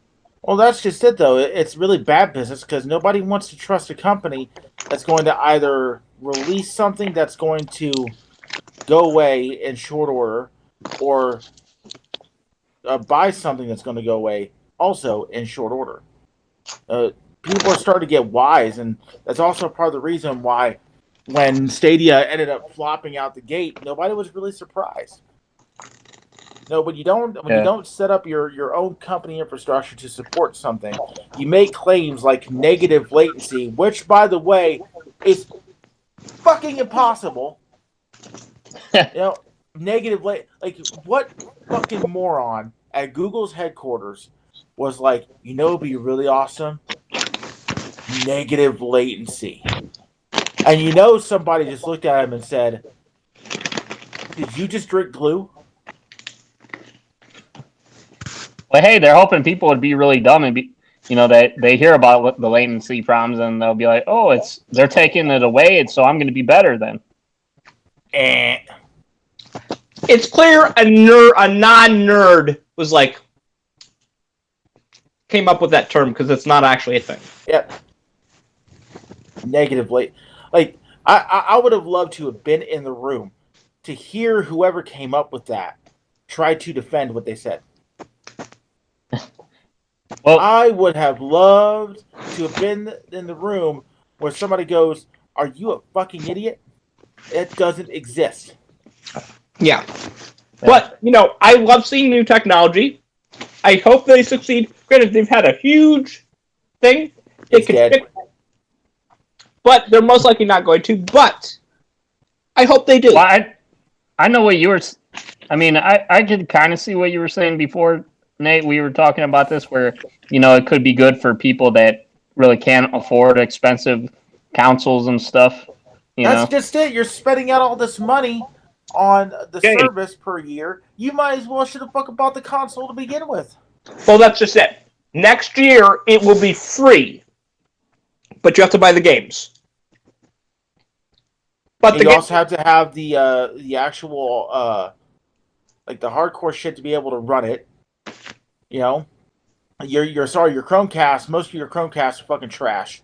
They can't support it, and even your Chromecast Pros didn't really support it from the onset because of thermal issues. I saw a video where a guy basically had to physically overclock his Chromecast Pro to be able to run it even for more than 10 minutes at a clip. Like you can't tell me that's intelligent. Well, pretty much intelligent anything, if we're being honest. But yeah, I got to step off real quick, guys. I'll be right back. Yep. Okay. I'm gonna say that for him. Nate, what do you think about this here? What? Since you're such a fan of RGB shit here, CES 2020 first look at concept Orion Corsair's RGB tempered glass. It's a whole grade of LEDs on the glass, like embedded in the glass. That might be okay. Really? Mm-hmm. See, I thought you were gonna shit on that, man. Nah. That's a new technology. Are you like one of those people that are like, like you love tech hype or whatever? No, I'm saying like that has potential uses. Like, could you imagine color change windows? Yeah, that's true. That would be good. Cool. That'd be really cool. Now you're just into futuristic stuff. I am. I like seeing new shit, even if it's new shit is always. It's clunky at first. It always is clunky. Always. So when everybody like tries to tear down things and it's a bandwagon, I'm like, just stop. It'll get better. Do you remember when people had like a 40 megabyte hard drive and they're like, this is the best thing ever? I mean, I know that there's a lot of intelligent people that work in Google. You have to go to don't you have to solve some kind of like cryptographic like problems or puzzles or something, they even get in there and have like a 160 IQ or something. Google is not cut and dry as you think. They have Yeah, they have smart people that make stupid decisions. It seems like. no. So they have teams of sectors. It's not the company working on one thing at a time. So it's like they might have like 50 to 100 different teams, and the team might be of 7 people. Yeah. And those 7 people are working on it. And then they make a decision, they program something, and then it goes to the Google board of CEOs that may or may not know shit. Yeah, CEOs usually don't know shit, like executives. CEOs don't know shit, yeah. So then the CEOs vote on a decision, like, oh, this isn't making us money, or it's not making us enough money, or... Ooh, this sounds cool. Or, it doesn't sound cool, or, I don't understand this, or... You know... Yeah, that's the problem, is it's kind of like... You should hire a smart CEO. Seriously. I always think that if you should know how to do like everything in the company if you want to be in charge of it, you know. Exactly, like a manager. That's why I always thought that I always liked or thought it was a good idea back in the day when actual presidents of the United States had actual wartime experience, you know. Yep. But I love new tech. Parsec, it's amazing.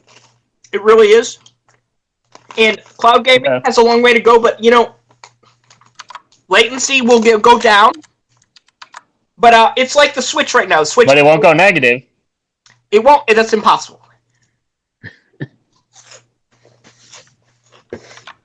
Okay, what do you think about this here, Nate?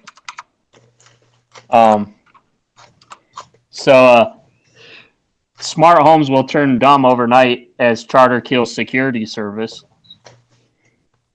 Charter's product shutdown highlights lack of interoperability in alarm systems. So, do you have Spectrum? Yeah. Time Warner? Yeah. So there's a lot of pissed off people because Spectrum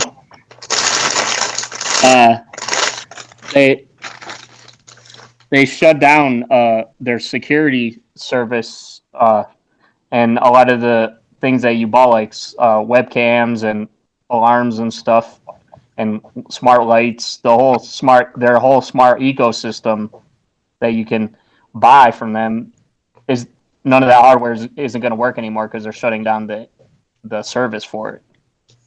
Yep, that's the sucky thing about people shutting down servers. I think you shouldn't be able to shut down a server. Yeah, well, the thing is the hardware they explain in this article, the hardware is the devices are actually generic, and they should work with other services, you know, like ADT or other alarm system services, but they have it. Spectrum or Charter, they hard code it into the firmware of the devices to not be able to use it with anything else. Right. And that's bullshit. It is very bullshit. It's like Apple. They want you to be like walled garden, you know? Mm-hmm. Proprietary.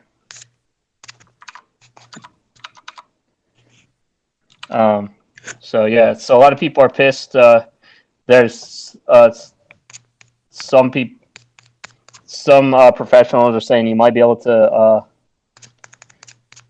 use it with other shit if you do a factory reset on it, but probably not with the alarm system or the cameras. Maybe like the smart lighting or other smart devices. Yeah, because there's a whole lot of things like smart light bulbs, smart thermostats and stuff that you can buy from them. Yep. What do you think about those like the Ring doorbells or like the Nest thermostats? Do you know anybody with any of that shit? Oh, I know somebody who has all that shit. Oh, really? My friend, the same one who has the Stadia, his whole house is smart. He's got smart light bulbs, everything. He's got both of the smart things. He's got Nest. His whole house is smart thing, and he loves it. He loves buying new tech. He's a day one founder on almost everything. Like he did the Google Daydream. He did he did everything day one, and he hates it because they always come out with a new thing and they always improve it. But I also told him, if it wasn't for people like you, there would not be an improvement. Yeah.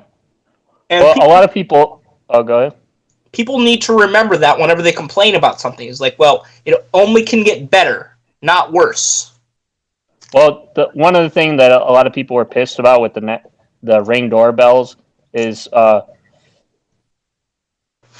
it's actually in their agreement, but So they can give it to the police. The police can actually get the feeds whenever they want, basically. Yeah.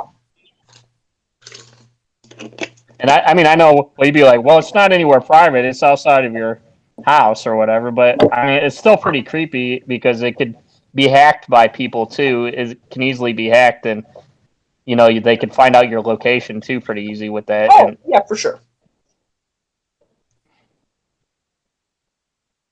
And easily like stalk and stuff, Yeah. There's actually something I saw, and I'm not going to talk about it on the show, but I saw, and you'd like these. Oh, okay. Yeah, but I'm not talking about a show, so. But yeah, but they're $198, so I'm trying to figure out a way to get them a little cheaper. Oh, okay.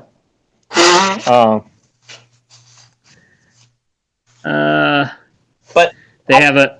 I love new tech, and everyone, whenever it comes out, people always hate on it whenever it has any problems. But everything's going to have problems, and Yeah. I would rather throw 100 duds on the wall and have the 101 stick than shut down that 101 one because the other 100 failed.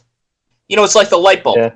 If someone told Thomas Edison on the 99th try to be like, nah, you should quit that, we would still be using fucking candles, Yeah, well, it's just like a lot of people are pissed because, that CERN, they're spending billions of dollars just to find a couple particles that aren't, like directly benefiting anything.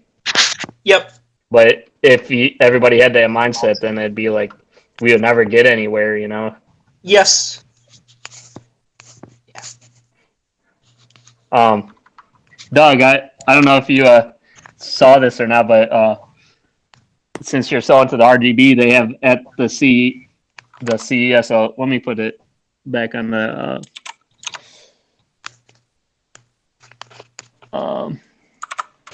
There's an RGB tempered glass now. It's like a whole grid of LEDs embedded in the glass for your side window for your computer. You got any opinions about that? Waste of time and money. All right. We also talked about how Charter. Do you have Spectrum, Doug? Yeah, they just shut off. They're ending their service for their smart, basically homes and alarm systems. So all those devices that they bought, since the service is going away, they won't be able to work. Like your smart alarms, your smart, like your doorbells and thermostats and stuff. Basically, because what do you think about all that it's shit? all privatized now. Yeah. So there's so many different services that'll do it without paying for it. And honestly, I used to work for Time Warner, and it was a lot of money. A lot of money. Well, that they hard coded into the article explains they hard coded into the firmware. So because these devices are like generic devices that should be able to work with other security systems, but in the firmware they're hard coded to not be able to do that.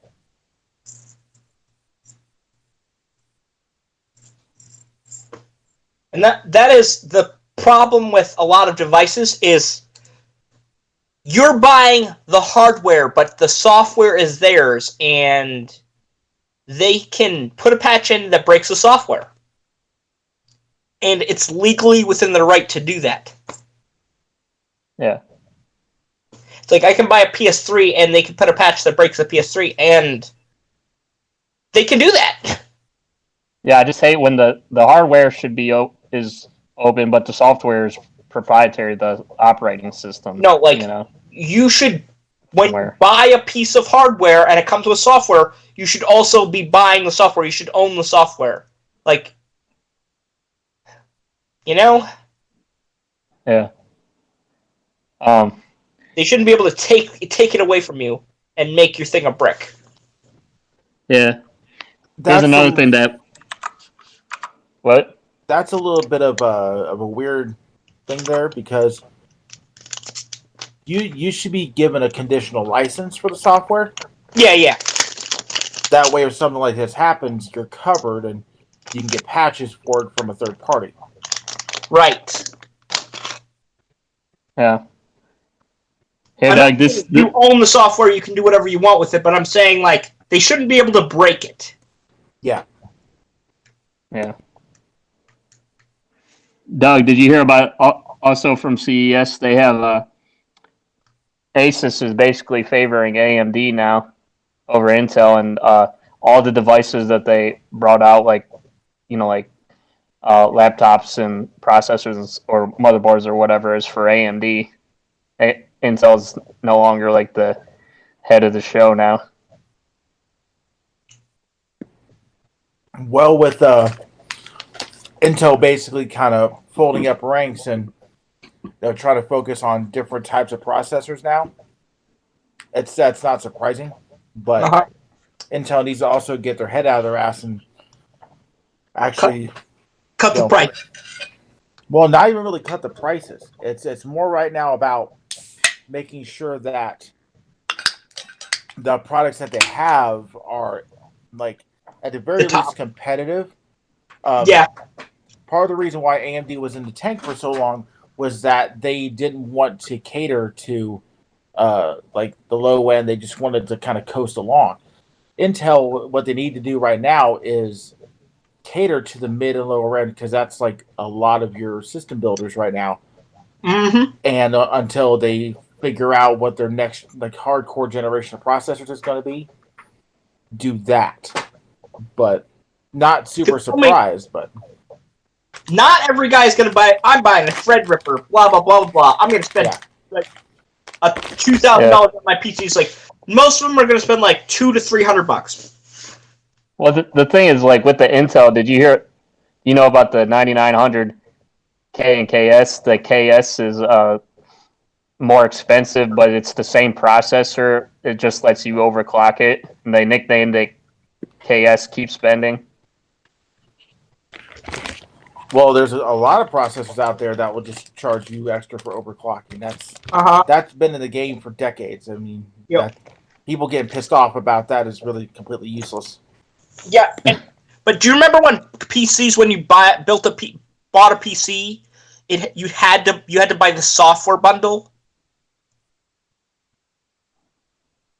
What are you talking about? Oh, you guys don't know. What software? Oh, okay. So I used to have to go to a store to buy a PC, you know, back before I knew about, and you'd buy a PC and it would come with, like, you get like a $400 PC, but you'd spend like $1,500 on it because you're like, you're buying Nero, you're buying some antivirus software you don't want, you bought like an Encarta, like you're buying like $600 in software, and it's not optional. Like, that used to be a thing. I don't remember that. Oh, it was a thing.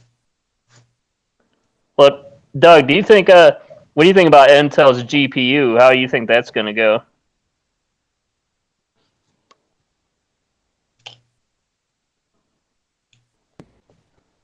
Well, it kind of depends on how they kind of treat the use case. You know, they're really late into the game, but they can make a significant dent. Well, I'm all for competition, and I'd like to see all three teams, Team NVIDIA doing CPUs as well as Intel doing GPUs. Then all of them do both. Yep. Competition is good. It is. Yeah. Even with Epic Games, and I know everybody hates Epic Games.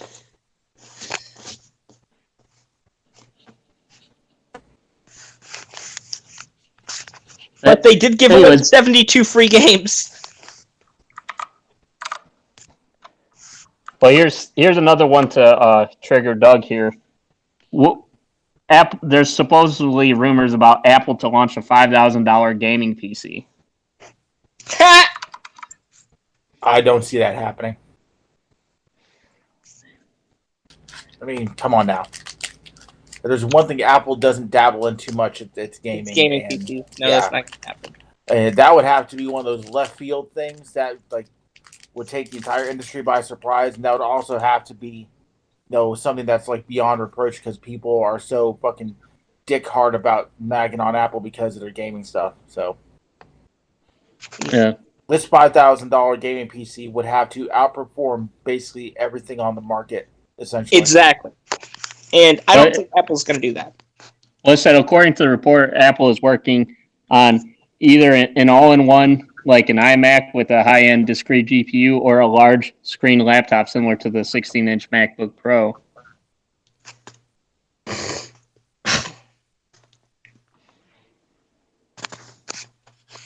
That'd be pretty expensive, buying something like that and it being like $5,000.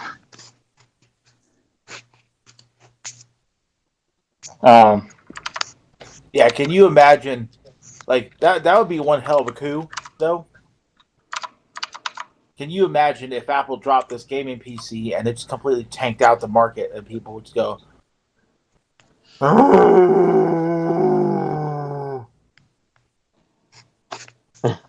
Linus would die. Yeah. He hates Mac. Although Linus has got a little bit soft on it this past year. Yeah. He did an honest review. He liked that $5,000 monitor or whatever.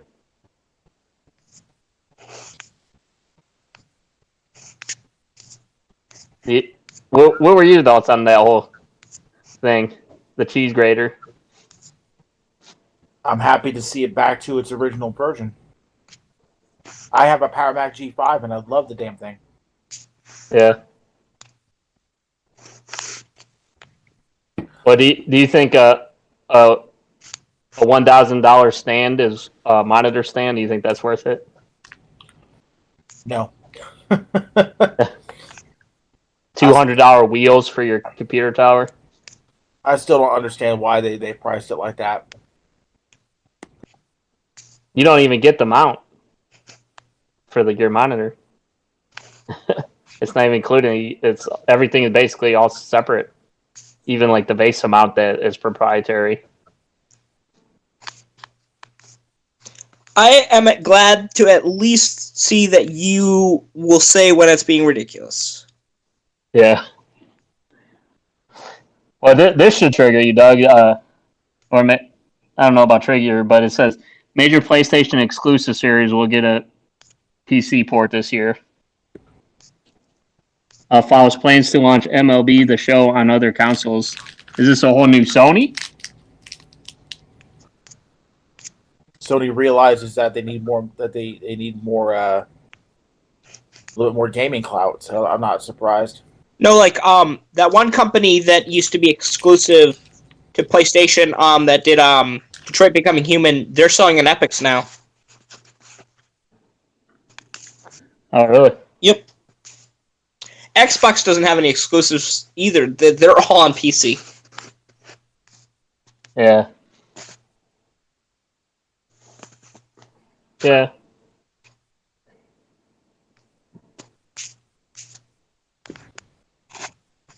But yeah, the thing about it is that Sony's now starting to realize that if they own a production company like Sony Santa Monica, they can get way more fucking money I go on multi-plat.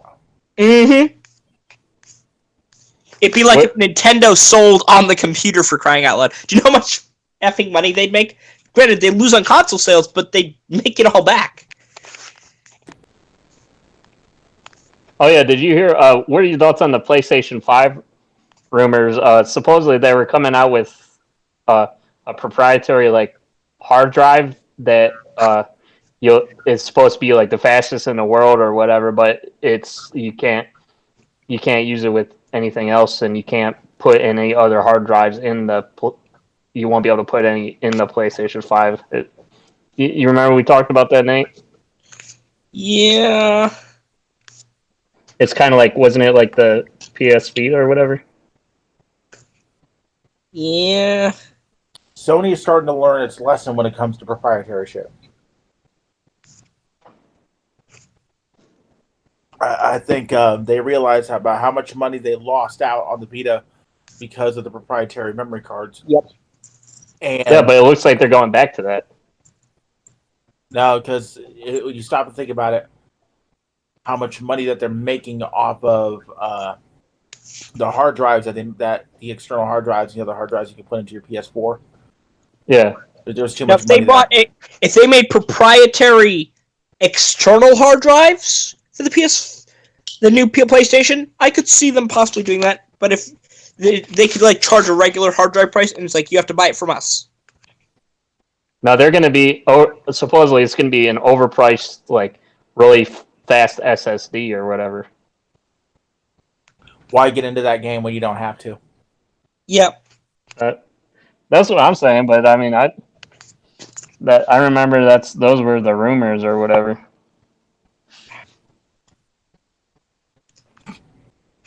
What would you like to see out of a PlayStation 5, Doug?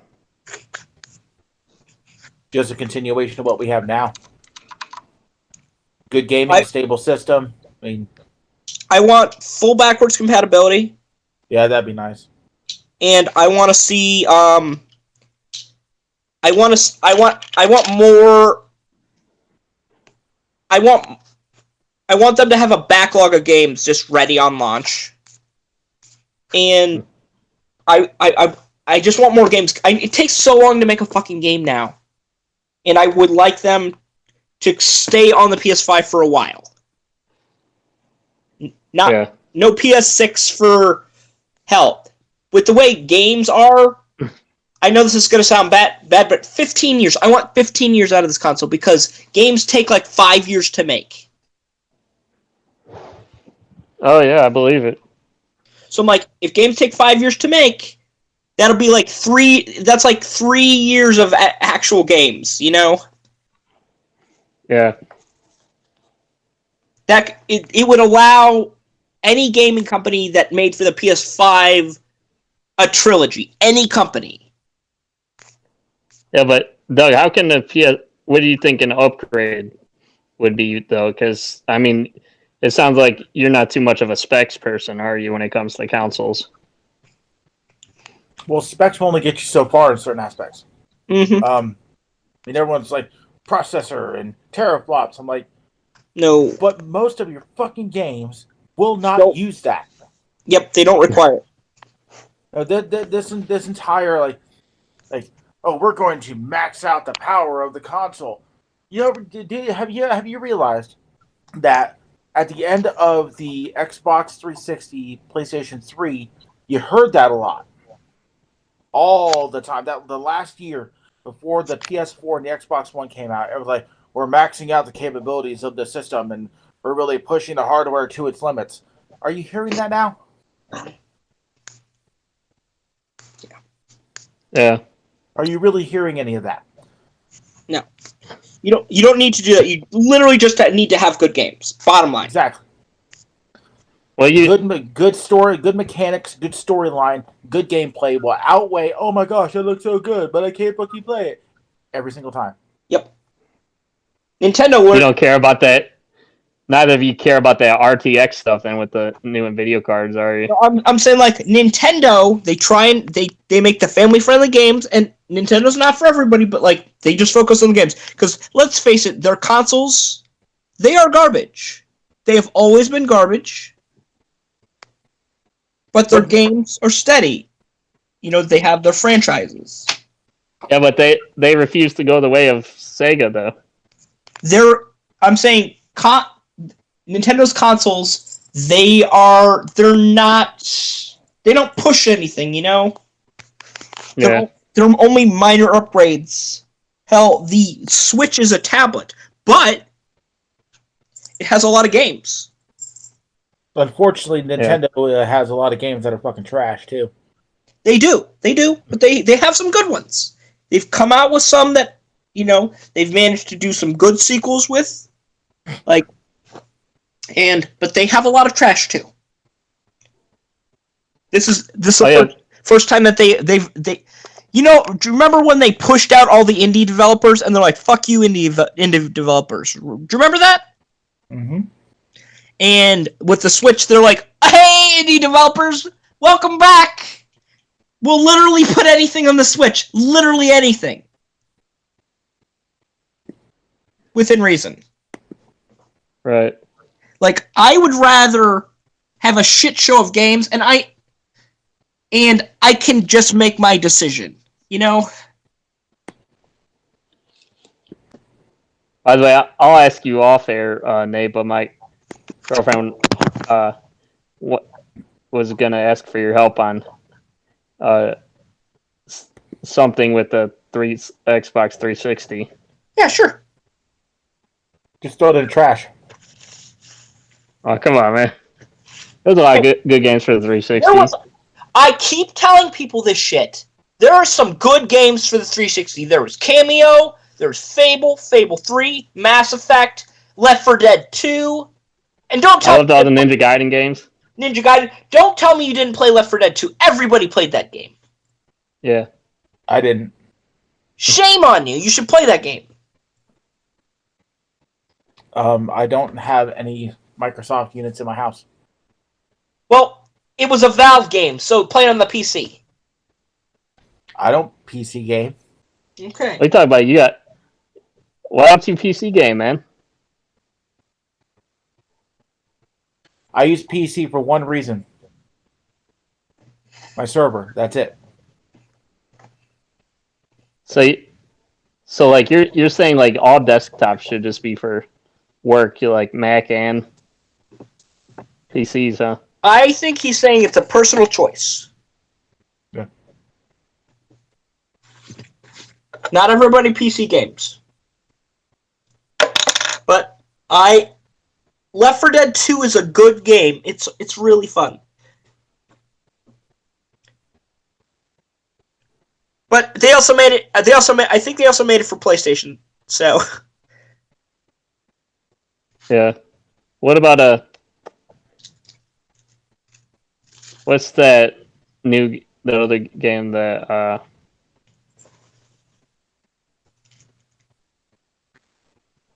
what was that other it was something last? That being it was said, a zombie game? You mean Metro Last Light? No. I'm saying I bought a 360 when it came out, and it broke the third use, and I was pretty salty. And as far as exclusive games, no. But I'm saying there were good games for it. There was also for other consoles.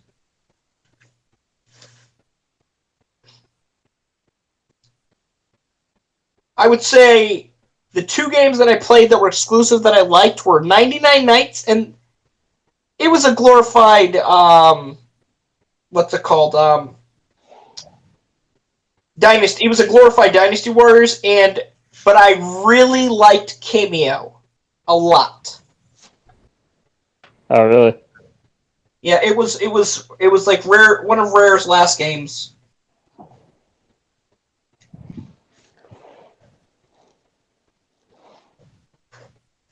It was made by their team, so yeah. But it was originally supposed to come out for the original Xbox. Yeah. They actually released the prototype for it. Well, it leaked. So what's that zombie game that you play as like a preteen girl and then you're trying to make it with the dad or that guy or whatever? it weird when you're away from home, you start making.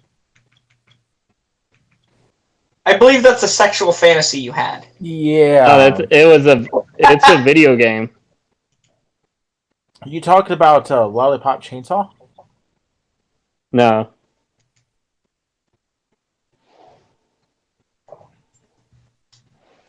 I have to search it on my computer. I forget what it was called.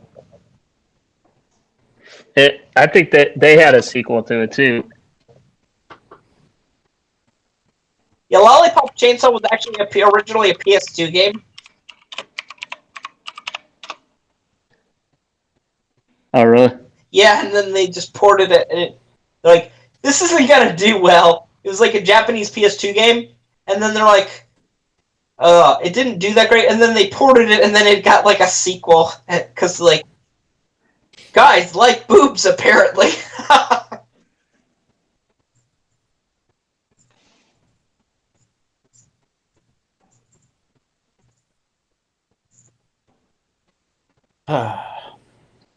Um,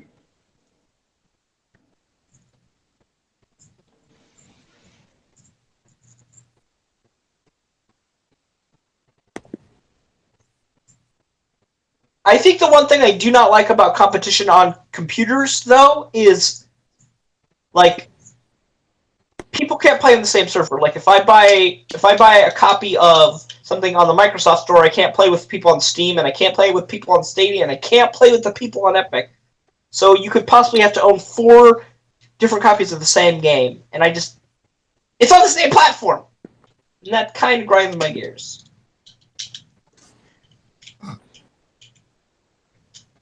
You know what your grinds my gears? Yeah. no, I really grind my gears.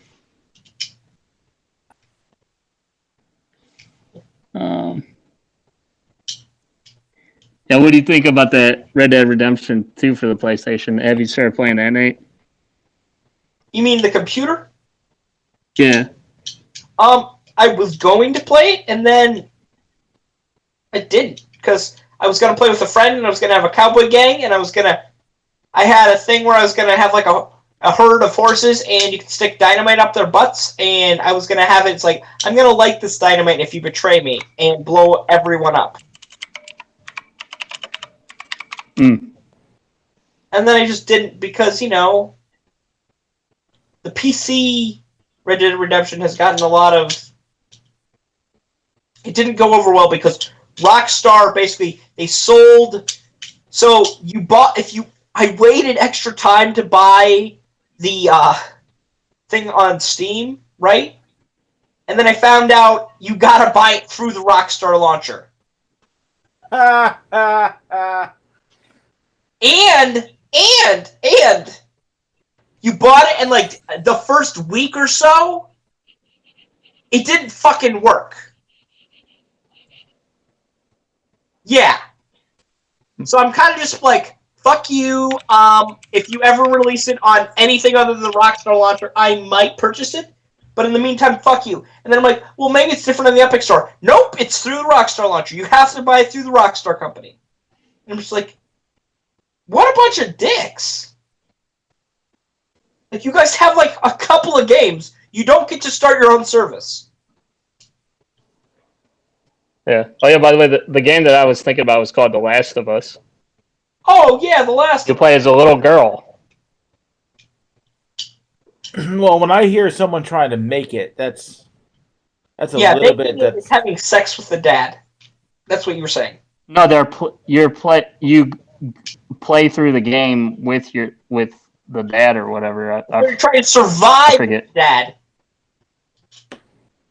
Yeah, you both are like stranded or something. I don't know. Yes, no. The word you're looking for is survive, not make it with. Yeah. Okay. That's a little better, Ian. Oh, that's the video game. Oh my goodness. I have. Have either of you guys played that game or had any thoughts about it? Someone gave it to me, and I haven't played it yet, but I will eventually. Yeah. Well, do you guys like zombie games, or you just think they're overdone? I like some zombies. Left 4 Dead, amazing. I love that game. I like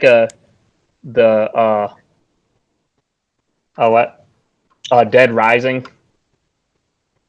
I've been playing some of that lately, like the Ian, have you newest played game. Left 4 Dead 2? Yeah. Yeah. I'm more of a third person game type of person, I guess.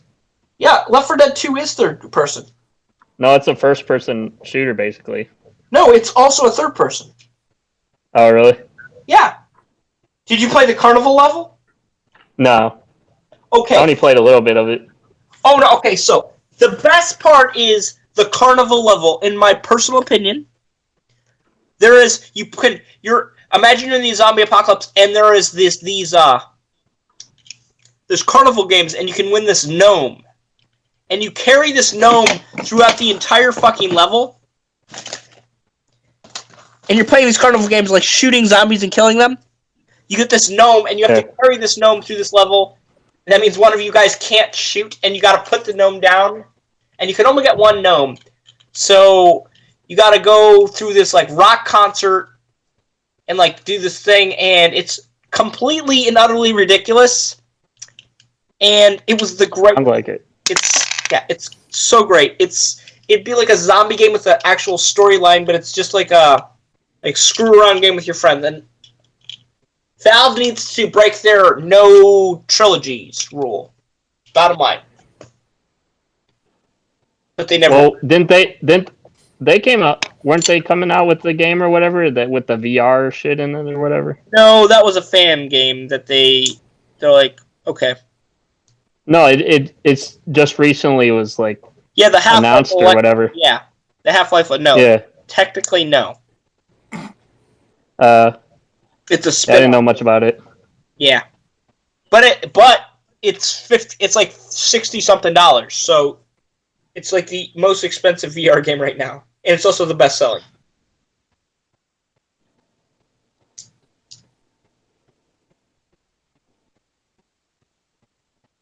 Weren't they supposed to? Diablo was like the same thing. They refused to do like another Diablo game, right? No, they just announced Diablo 4. Yeah, and they have. Yeah, Diablo... I know that was coming out, but it took them a long time to do that. Oh, they announced Diablo 4. I thought they were doing Diablo Immortal next. Well, technically, Diablo Immortal is the next game, but the backlash was so intense.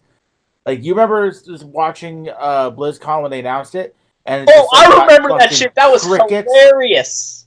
Hey, did you see that, Ian? Yeah, we talked about that. What were your thoughts on that whole China shit with that guy and he got all his shit taken away? No. This is different. Basically, Diablo Immortal was announced, and the crowd was like, "What the fuck is this?" Because it's a mobile game. Yeah. So all of a sudden, the guys on stage go, "You guys have cell phones, don't you?"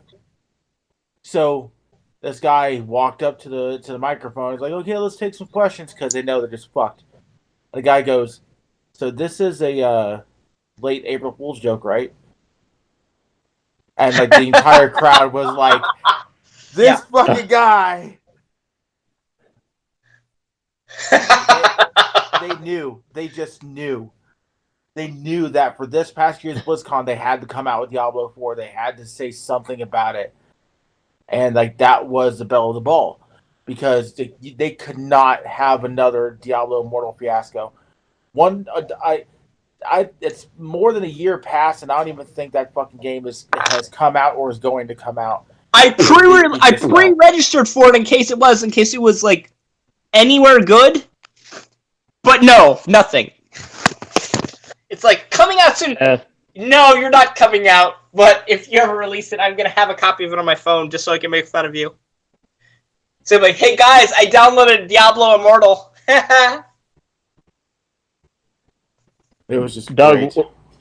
What are your opinions on what I was talking about though? Because I kind of lost all respect for Blizzard after that Hong Kong shit, man. There's a couple of companies doing that right now. Yeah, a lot of companies are against it too, and they're jumping on the bandwagon and be like, "Hey, we'll never do that shit." Yeah, it's all about money, man. Anyway, I have to take the dog out real quick. You guys talk amongst yourselves. Okay. All right. In other words, you can. Yeah, but what You're gonna bash. it makes them. Do you support a company even if they're a shitty company? The I'm talking to Doug. short answer, Ian, is I have supported a company. I didn't know about their shitty practices, but like sometimes there's one guy that is a shitbag, and Yep. and that does not represent the whole company. Like I love Ark Survival Evolved, but there's one guy and he was a shitbag in that company. You know? Yeah. But and no, I'm saying like no, it doesn't wreck the franchise. It just makes that guy a shitbag. right. But I was. You told us to talk amongst ourselves, so I was asking Doug what your opinions on that, because that's the whole company, Blizzard. They chose money over human rights, basically. Honestly, there's a lot of companies that'll do that anyway, and you don't even know about it. So, just because a company got a major press hit because it did something like that, I'm saying it's wrong. I mean, just because you don't know about it doesn't mean it's not wrong.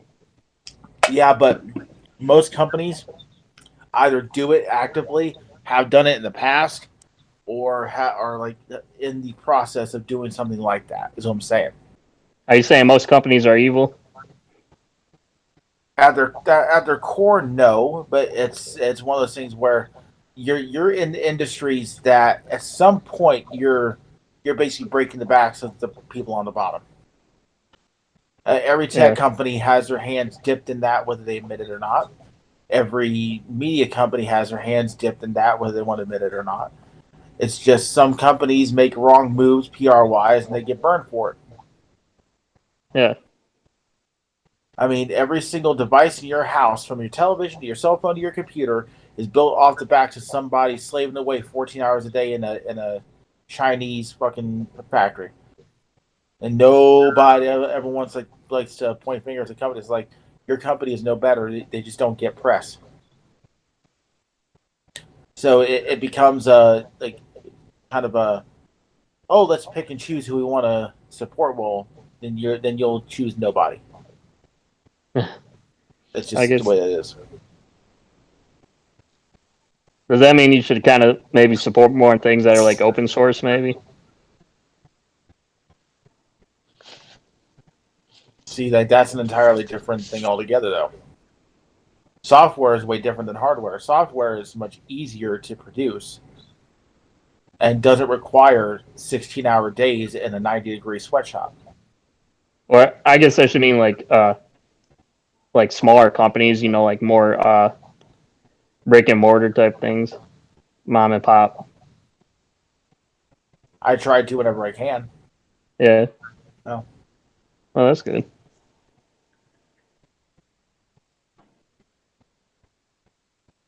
Yeah, there's so much stuff out there that people don't even know about, you know?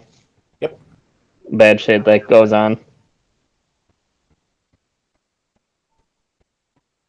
So, and it just kind of is what it is. Is there anything we can do as a collective about that? Just like voice your displeasure with it? Or like, because like you said, usually you can get a company back by using your power of your wallet, but you know, and going somewhere else. But if, like you said, there is not many places that don't do that type of thing. Well, most companies already have in some way. Like Intel, for instance, did the No Blood Money initiative. I can't remember specifically what it was called, but basically they started or supported the initiative to not take product from war-torn countries and stuff like that. I don't know if you missed that a couple years ago. Yeah, Google had that whole "don't be evil" thing, but then I guess they reneged on that or something recently. Yeah, but again, it's just you're talking about like situations that are so far above and beyond what most people are either willing to educate themselves about or they just don't care about, or you know what I mean. So, But does that make you evil as a person though? When you like, if I mean, would we if we really want to be good people, do we have to kind of go back to like an Amish type of thing? no, it's just when you're educating yourself about certain products, you also have to think about, okay, well, if I'm supporting a company, what do they support? And there's some people that are just like, I don't care that much about what's going on in the world. They're more focused on their own personal issues because, I mean, that's what affects them. You know what I guess it's kind of like politics. 'Cause, I mean, Yeah. I suppose you could try to vote for people that might make better laws for those types of things. Exactly. But on that same aspect too, I mean, everyone's got their faults when it comes to stuff like that. So Yeah.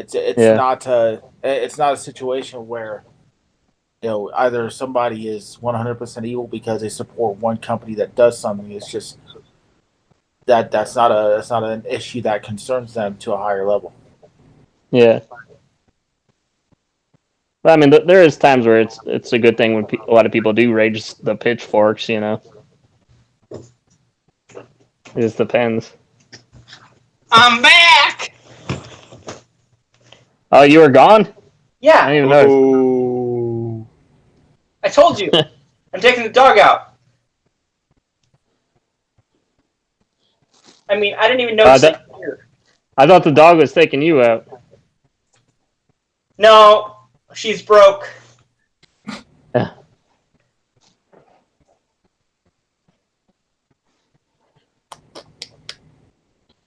Oh my goodness, you children and your toys.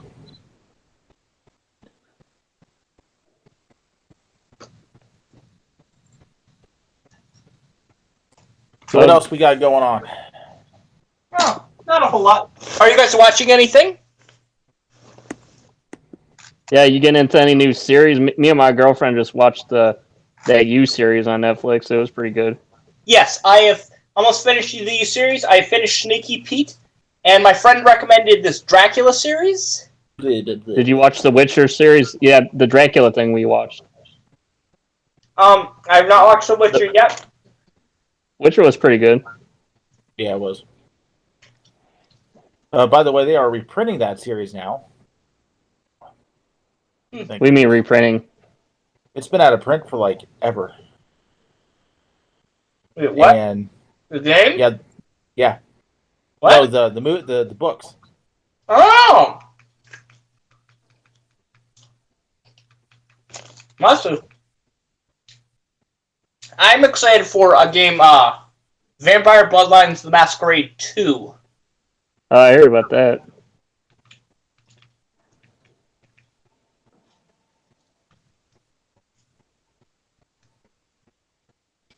What about anything on Disney Plus? Did you hear they're already getting rid of shit on there? People are kind of pissed. Wait, what? They started taking things off the Disney Plus Like what? service. Like, I forget, there was a couple movies that they had licensing problems with or something that they had to take off. And people are getting pissed about that. Oh, But okay. they're movies, right? What? They're Disney movies, right? Not necessarily. No, they weren't directly. I forget what they were. So here's a question. You guys ever see the TV series Boy Meets World? Mm-hmm. Yeah. So did you watch the later seasons where they had Rachel, Yeah. the tall redhead? Yeah. Yeah, I know what you're talking about, yeah. Did you know she's a porn star now?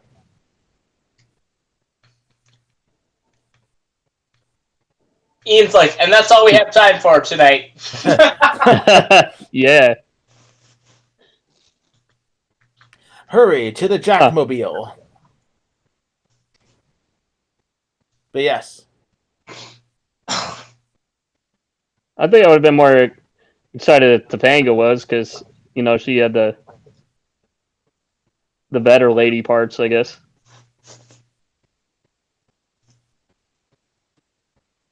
No, she is not. But yeah, I found that out. I'm like, what? Hotness. Oh, you're not a boob guy, Doug? She was hot no matter what. What now? Yeah, she is How hot. old is she now? I think she's in her late 30s, Oh, maybe early 40s. So here's a question: if Topanga was like 60, Ian, No. Ian would not smash. I think he's lying right now. I think he's lying through his damn teeth. I think you. I think That's you. gross, man. Little did Ian know that he was lying to himself and the world. Just like, have you seen Angela Bassett these days? I don't know who that is. Who? Have you watched American Horror Story? Actually, I have not. Wow. I've seen it, but I only saw the latest season, the 1984. Was she in that one too? I can't remember if she was in that one or not. But look up Angela Bassett, see how she looks, and see how old she is. I challenge you to Google her right now. Not now, but right now. Okay. You want me to bring her on a screen share? Sure, put that on screen share. Look for the most recent picture of her and show how old she is, and you attempt to tell me that you would not smash. So her name is Angela. Angela How do you Bassett. spell it? Bassett.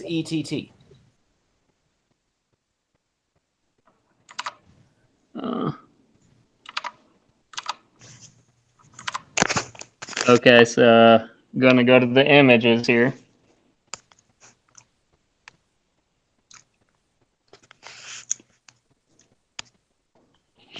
And how old is she supposed to be now? Just take a look at her Wikipedia.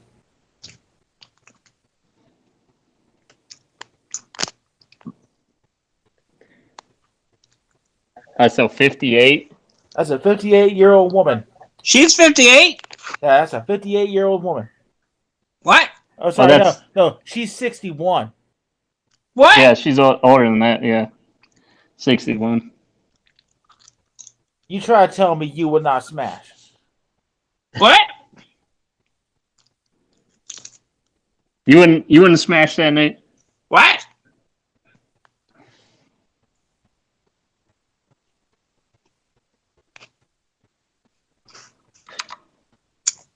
I'm telling you right now, Internet, if someone's going to sit there and look at Angela Bassett and say you will not smash, you would damn lie. What? But damn lie.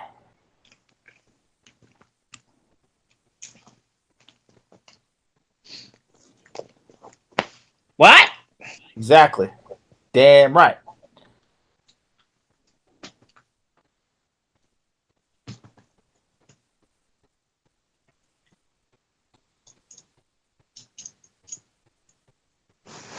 What? If that's what 61 looks like, I'm just saying.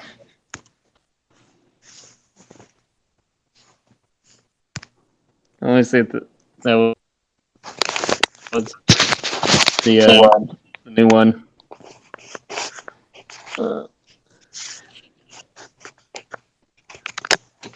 That's it right here. Oh.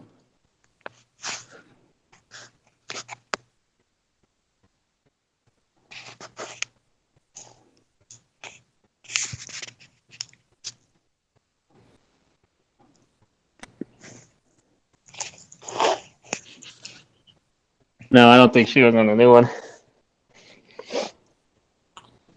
She's been in a couple But- seasons. I know that for sure.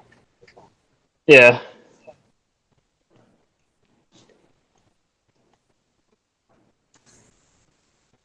But yeah, you can't sit there and look at me and say that you would not smash Angela Bassett.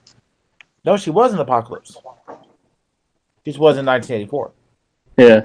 Yeah, that's 1984, the newest one. Nate, who you think is that? Who's someone you always had a crush on, like celebrity? Are you talking about? Okay. I got a list, but I don't know their names. I know one person's name when I was a kid. Jerry Ryan, 7 or 9.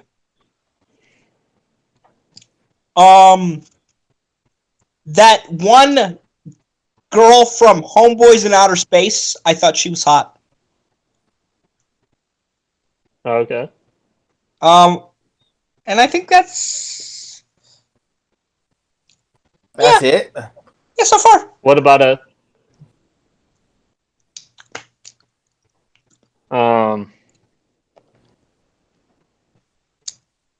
who's the girl that played what about Scarlett Johansson? Because she's like the default. Everybody wants to bang her. No, gross. What? You You're a lying. damn lie. I know. I'm not attracted to Scarlett Johansson. Bottom line.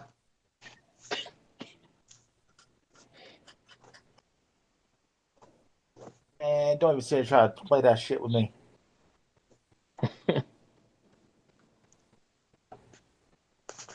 If we seriously get at that time, so like Oh, I Scarlett like- Johansson, Elizabeth Oh, Olsen. I liked Lucy Liu and let's see who else. Also as a kid, and then Xena Warrior Princess. That's Lucy Lawless. Yeah. Lucy Liu and Lucy Lawless. So yeah, those two.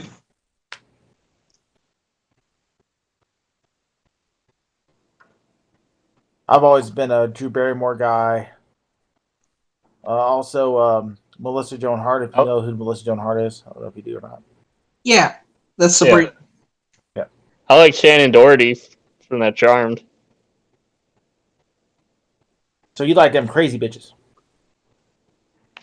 Hey, some of the a lot of bitches that are crazy are pretty hot too, and they're pretty crazy in bed.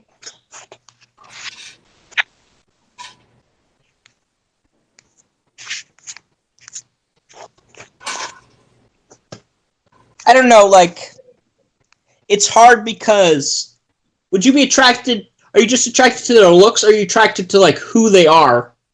Because I was attracted to like their characters are not who they are, so that's where it gets messy, Well, how do Yeah, you I'm just really talking about their looks because they're just an actress, Like, how can you really actually get to know who somebody is though as an actress? Exactly. So you don't actually know if you'd be like, would I go with this person? Because they could be super jaded, they could be uppity, they could be like a bad person. Yeah, but everyone knows Shannon Doherty's past, so she's always been a little bit of a psycho when it comes to her, like, on-set behavior. Oh, I know she's a bitch. I'm just saying that she's pretty hot. Like, I'm one of those people that if somebody's a jerk, like I don't really care how attractive they are, they're a jerk. So Nate's saying he reads the articles. Are you talking about in Playboy? Well, what the fuck else would I be talking about? Well, okay, my dad used to have Playboy magazines, and I actually did read the article, but I also looked at the pictures. Damn it! Which one first? And don't lie. Well written. But yeah, I looked at the pictures. Which one first? Then don't lie. Are you asking what? Are you asking what issue I looked at first? Did you look at the picture first, or did you just start reading first? Like, are you talking about as a child? Yeah, I looked at the pictures because I was in my dad's closet trying not to get caught. So yeah. Of course I looked at the pictures first because I'm like, well, if I'm going to get caught, I'm not going to be like, I'm reading, go away.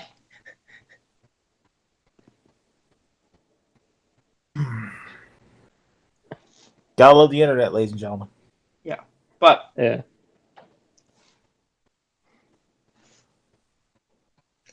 if you're asking what the first issue that I ever saw was, my dad had the special Playboy issue, and he had it. He didn't even hide this one. It was the special issue. It was like a comedy issue. It was called Playboy, and they just had a bunch of pigs in bikinis. And I'm like, what the fuck is this shit? Yeah. Just the fact that you remember it is just kind of sketchy, if we're being honest here. I have like almost a perfect memory from my childhood. So yeah, I have memories back to like 2. So You're like Sheldon was the same thing on Big Bang Theory. You caught in an eidetic memory.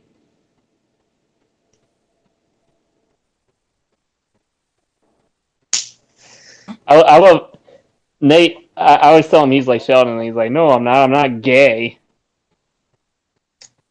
Because the actor is gay in real life. yeah, Yeah, who cares there's about nothing wrong with being gay, but I'm not gay. So Yeah. my friend, Yeah. my friend, he's like, you are clear.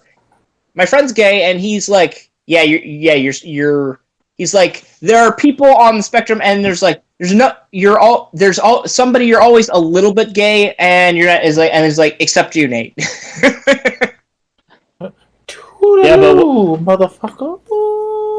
when I say you're like the character Sheldon, do you think I'm talking about that character or the actor? If you're saying the character Sheldon, everybody hates Sheldon. He's a psychopath. Okay, yeah, I guess I am a bit of a He's the main character. Point taken, I'm a psychopath. Okay.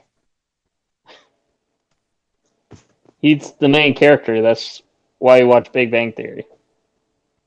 To watch the psychopath, I get it. You don't have to rub it in, Jesus.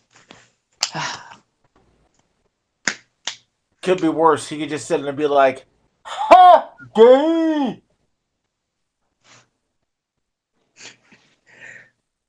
Long live Professor Chang. You gonna fuck on me? He is so funny.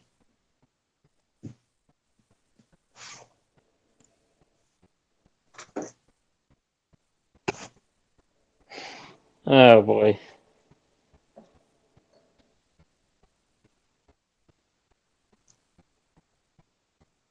But yeah, I mean,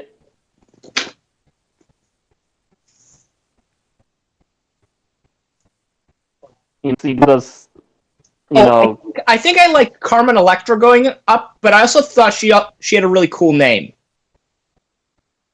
Yeah. Yeah. Like, that is such a cool name. It sounds like a made-up name, right? Electra. She's like, I'm changing my name to this. Like, that can't be her real name. Yeah, if it is, she's married to Matt Murdock, right? Right? Exactly! That's exactly what I was thinking. I'm like, ugh. Were any of you guys into the Spice Girls? Yes.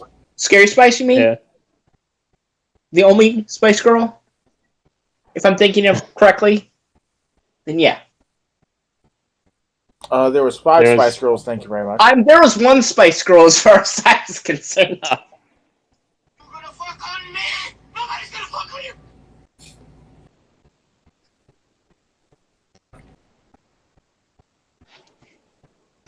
You're gonna fuck on me! Nobody's gonna fuck on you! Yeah, so there was one Spice Girl, and then,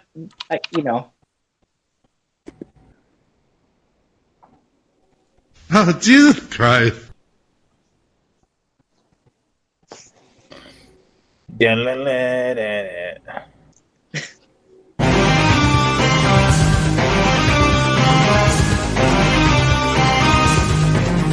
demonetized.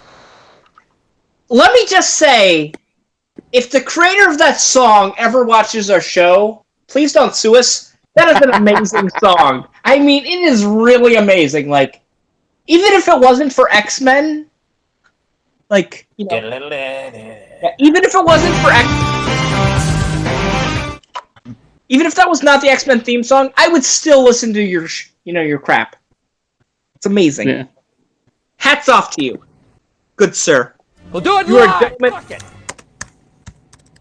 You're a gentleman and a scholar. Yeah. Thank you. You're gonna have to do better than that, Steven. Actually, who wrote that song? Seriously, look it up right now. I want to give him a shout out. Yeah.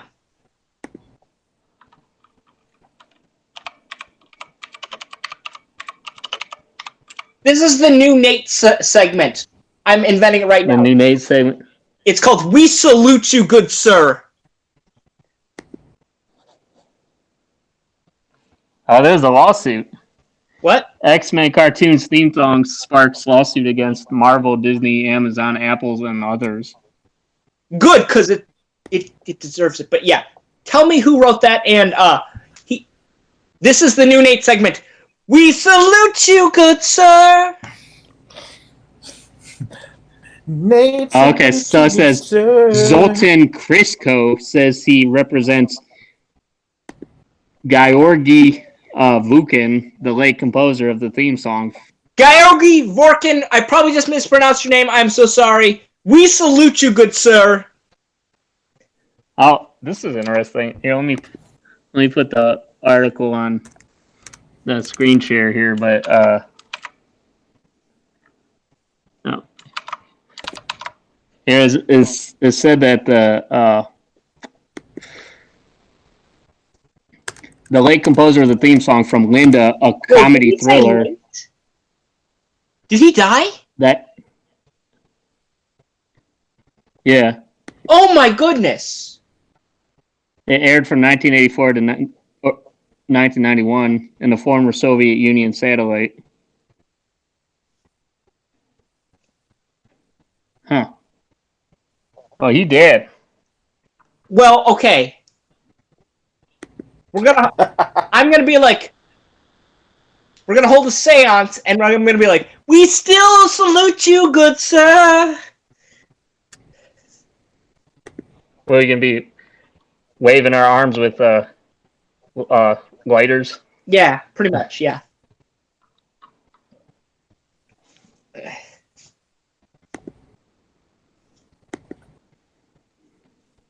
Well,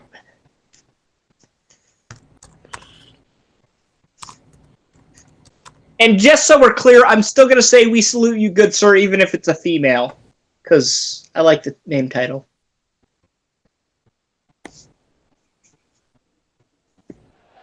Pathetic. All of you, completely pathetic.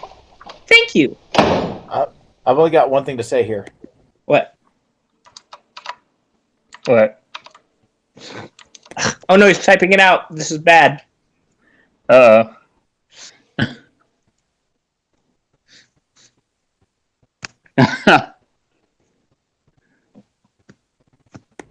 you go.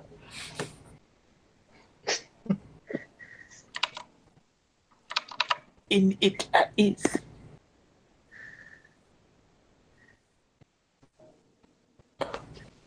Here you go. Now you see what you've done?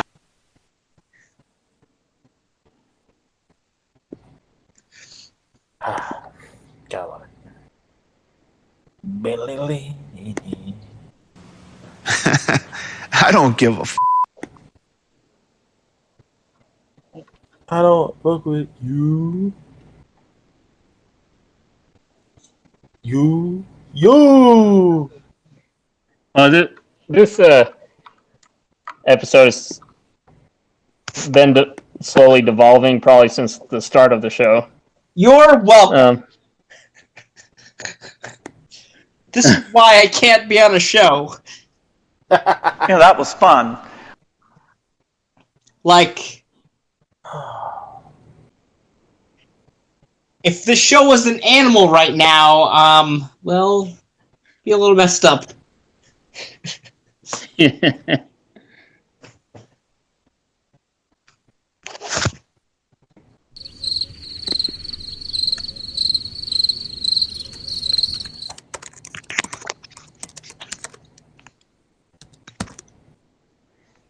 But yeah, I think we're gonna wrap it up. Oh yeah, we talked about that like an hour ago. Yeah, it might, Yeah. it might not be a bad thing. Yeah. Another bad thing is whole. Wait, Like- Frank's gonna come on with 20 news stories. If it happens, we're shutting this thing off. I think our stream will break then. Yeah. Hey, it could be worse. We could be doing news stories from Cartoon Brew or something. Oh my! I forgot about Cartoon Brew. We should do one a week. Seriously, just Yeah. Like here, you know what I'll do? You know what I'll do for you, Doug? I'm gonna let's see what the top article is. Cartoon Brew. Breaking. Tex Avery's classic MGM shorts are coming to Blu-ray. okay.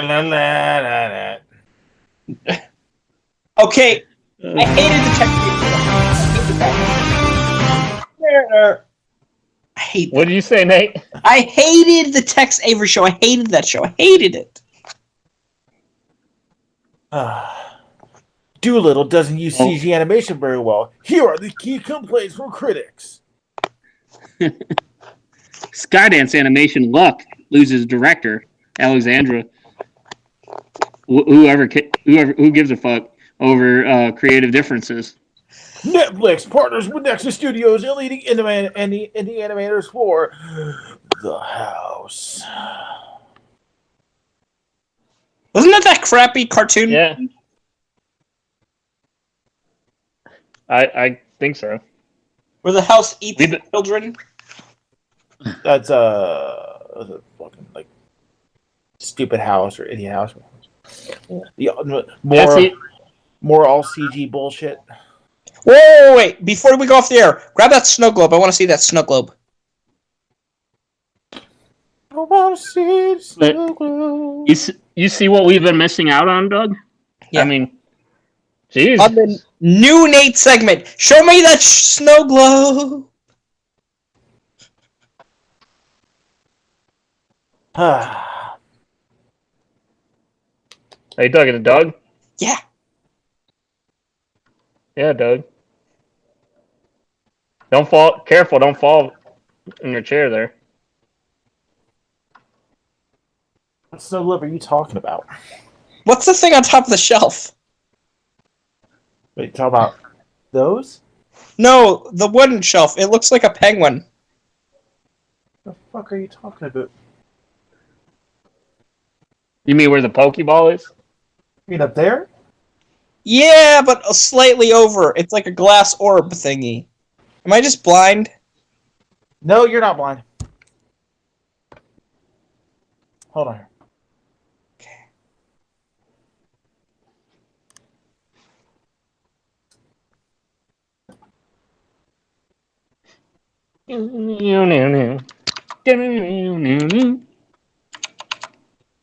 It's a glitter globe. Ah! I thought it was a wolf and it had a penguin in it. There was just a penguin behind it. I'm like, why is the penguin in there with a wolf? That does not make sense. Fucking white people, I swear.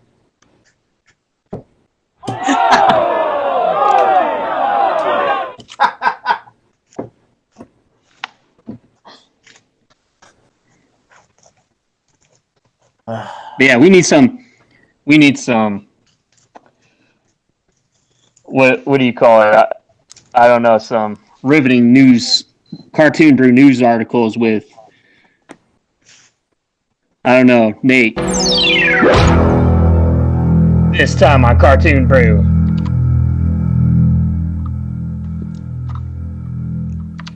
They're drawing stuff. All right. Here we go. I got something. Avery addresses NEC addresses complaints over crowdfunding by 21,000 seats for 2020 edition.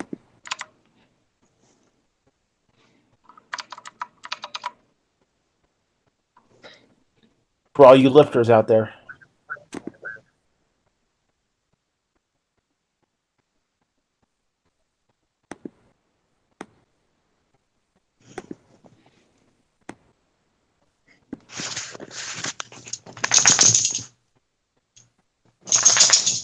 Dun dun dun dun dun dun dun.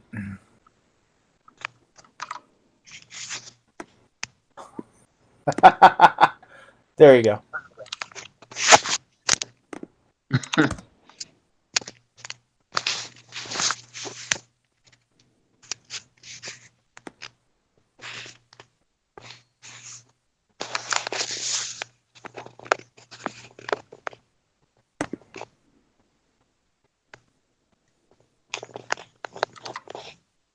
Anyways, let's get the fuck out of here, guys.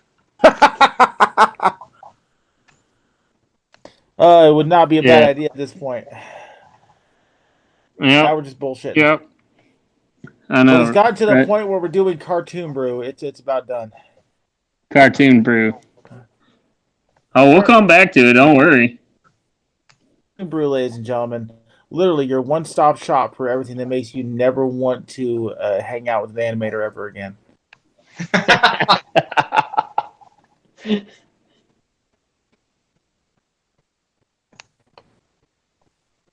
Oh man. Yeah. Anyway, check out my Tumblr at. Check out my Check Tumblr. out my Tumblr. Check out my Tumblr. Check out my Tumblr. Sorry, Ben. Hey, I invited him. I don't know what's going on. Maybe whatever has gotten Frank upset. Maybe it's something with the family. Whoa, does Tumblr even exist anymore? Yes, it does. What? Yes, it does. Tumblr exists. But didn't they get rid of the porn aspect? Yeah, but they brought it back because too many people stopped using.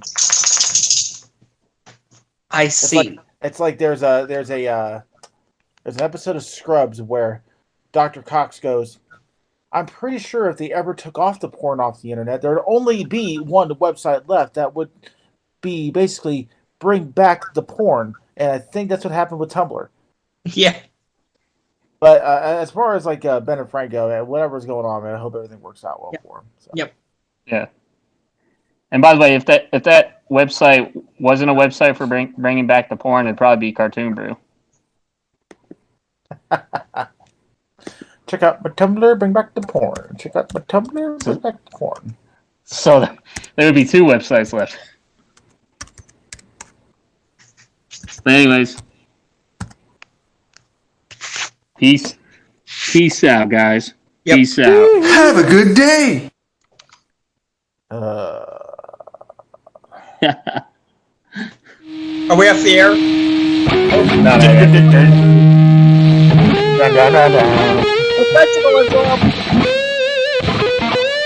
I can't hear you over Frank's terrible music. Oh wait, did I say that on air? Oh, snap.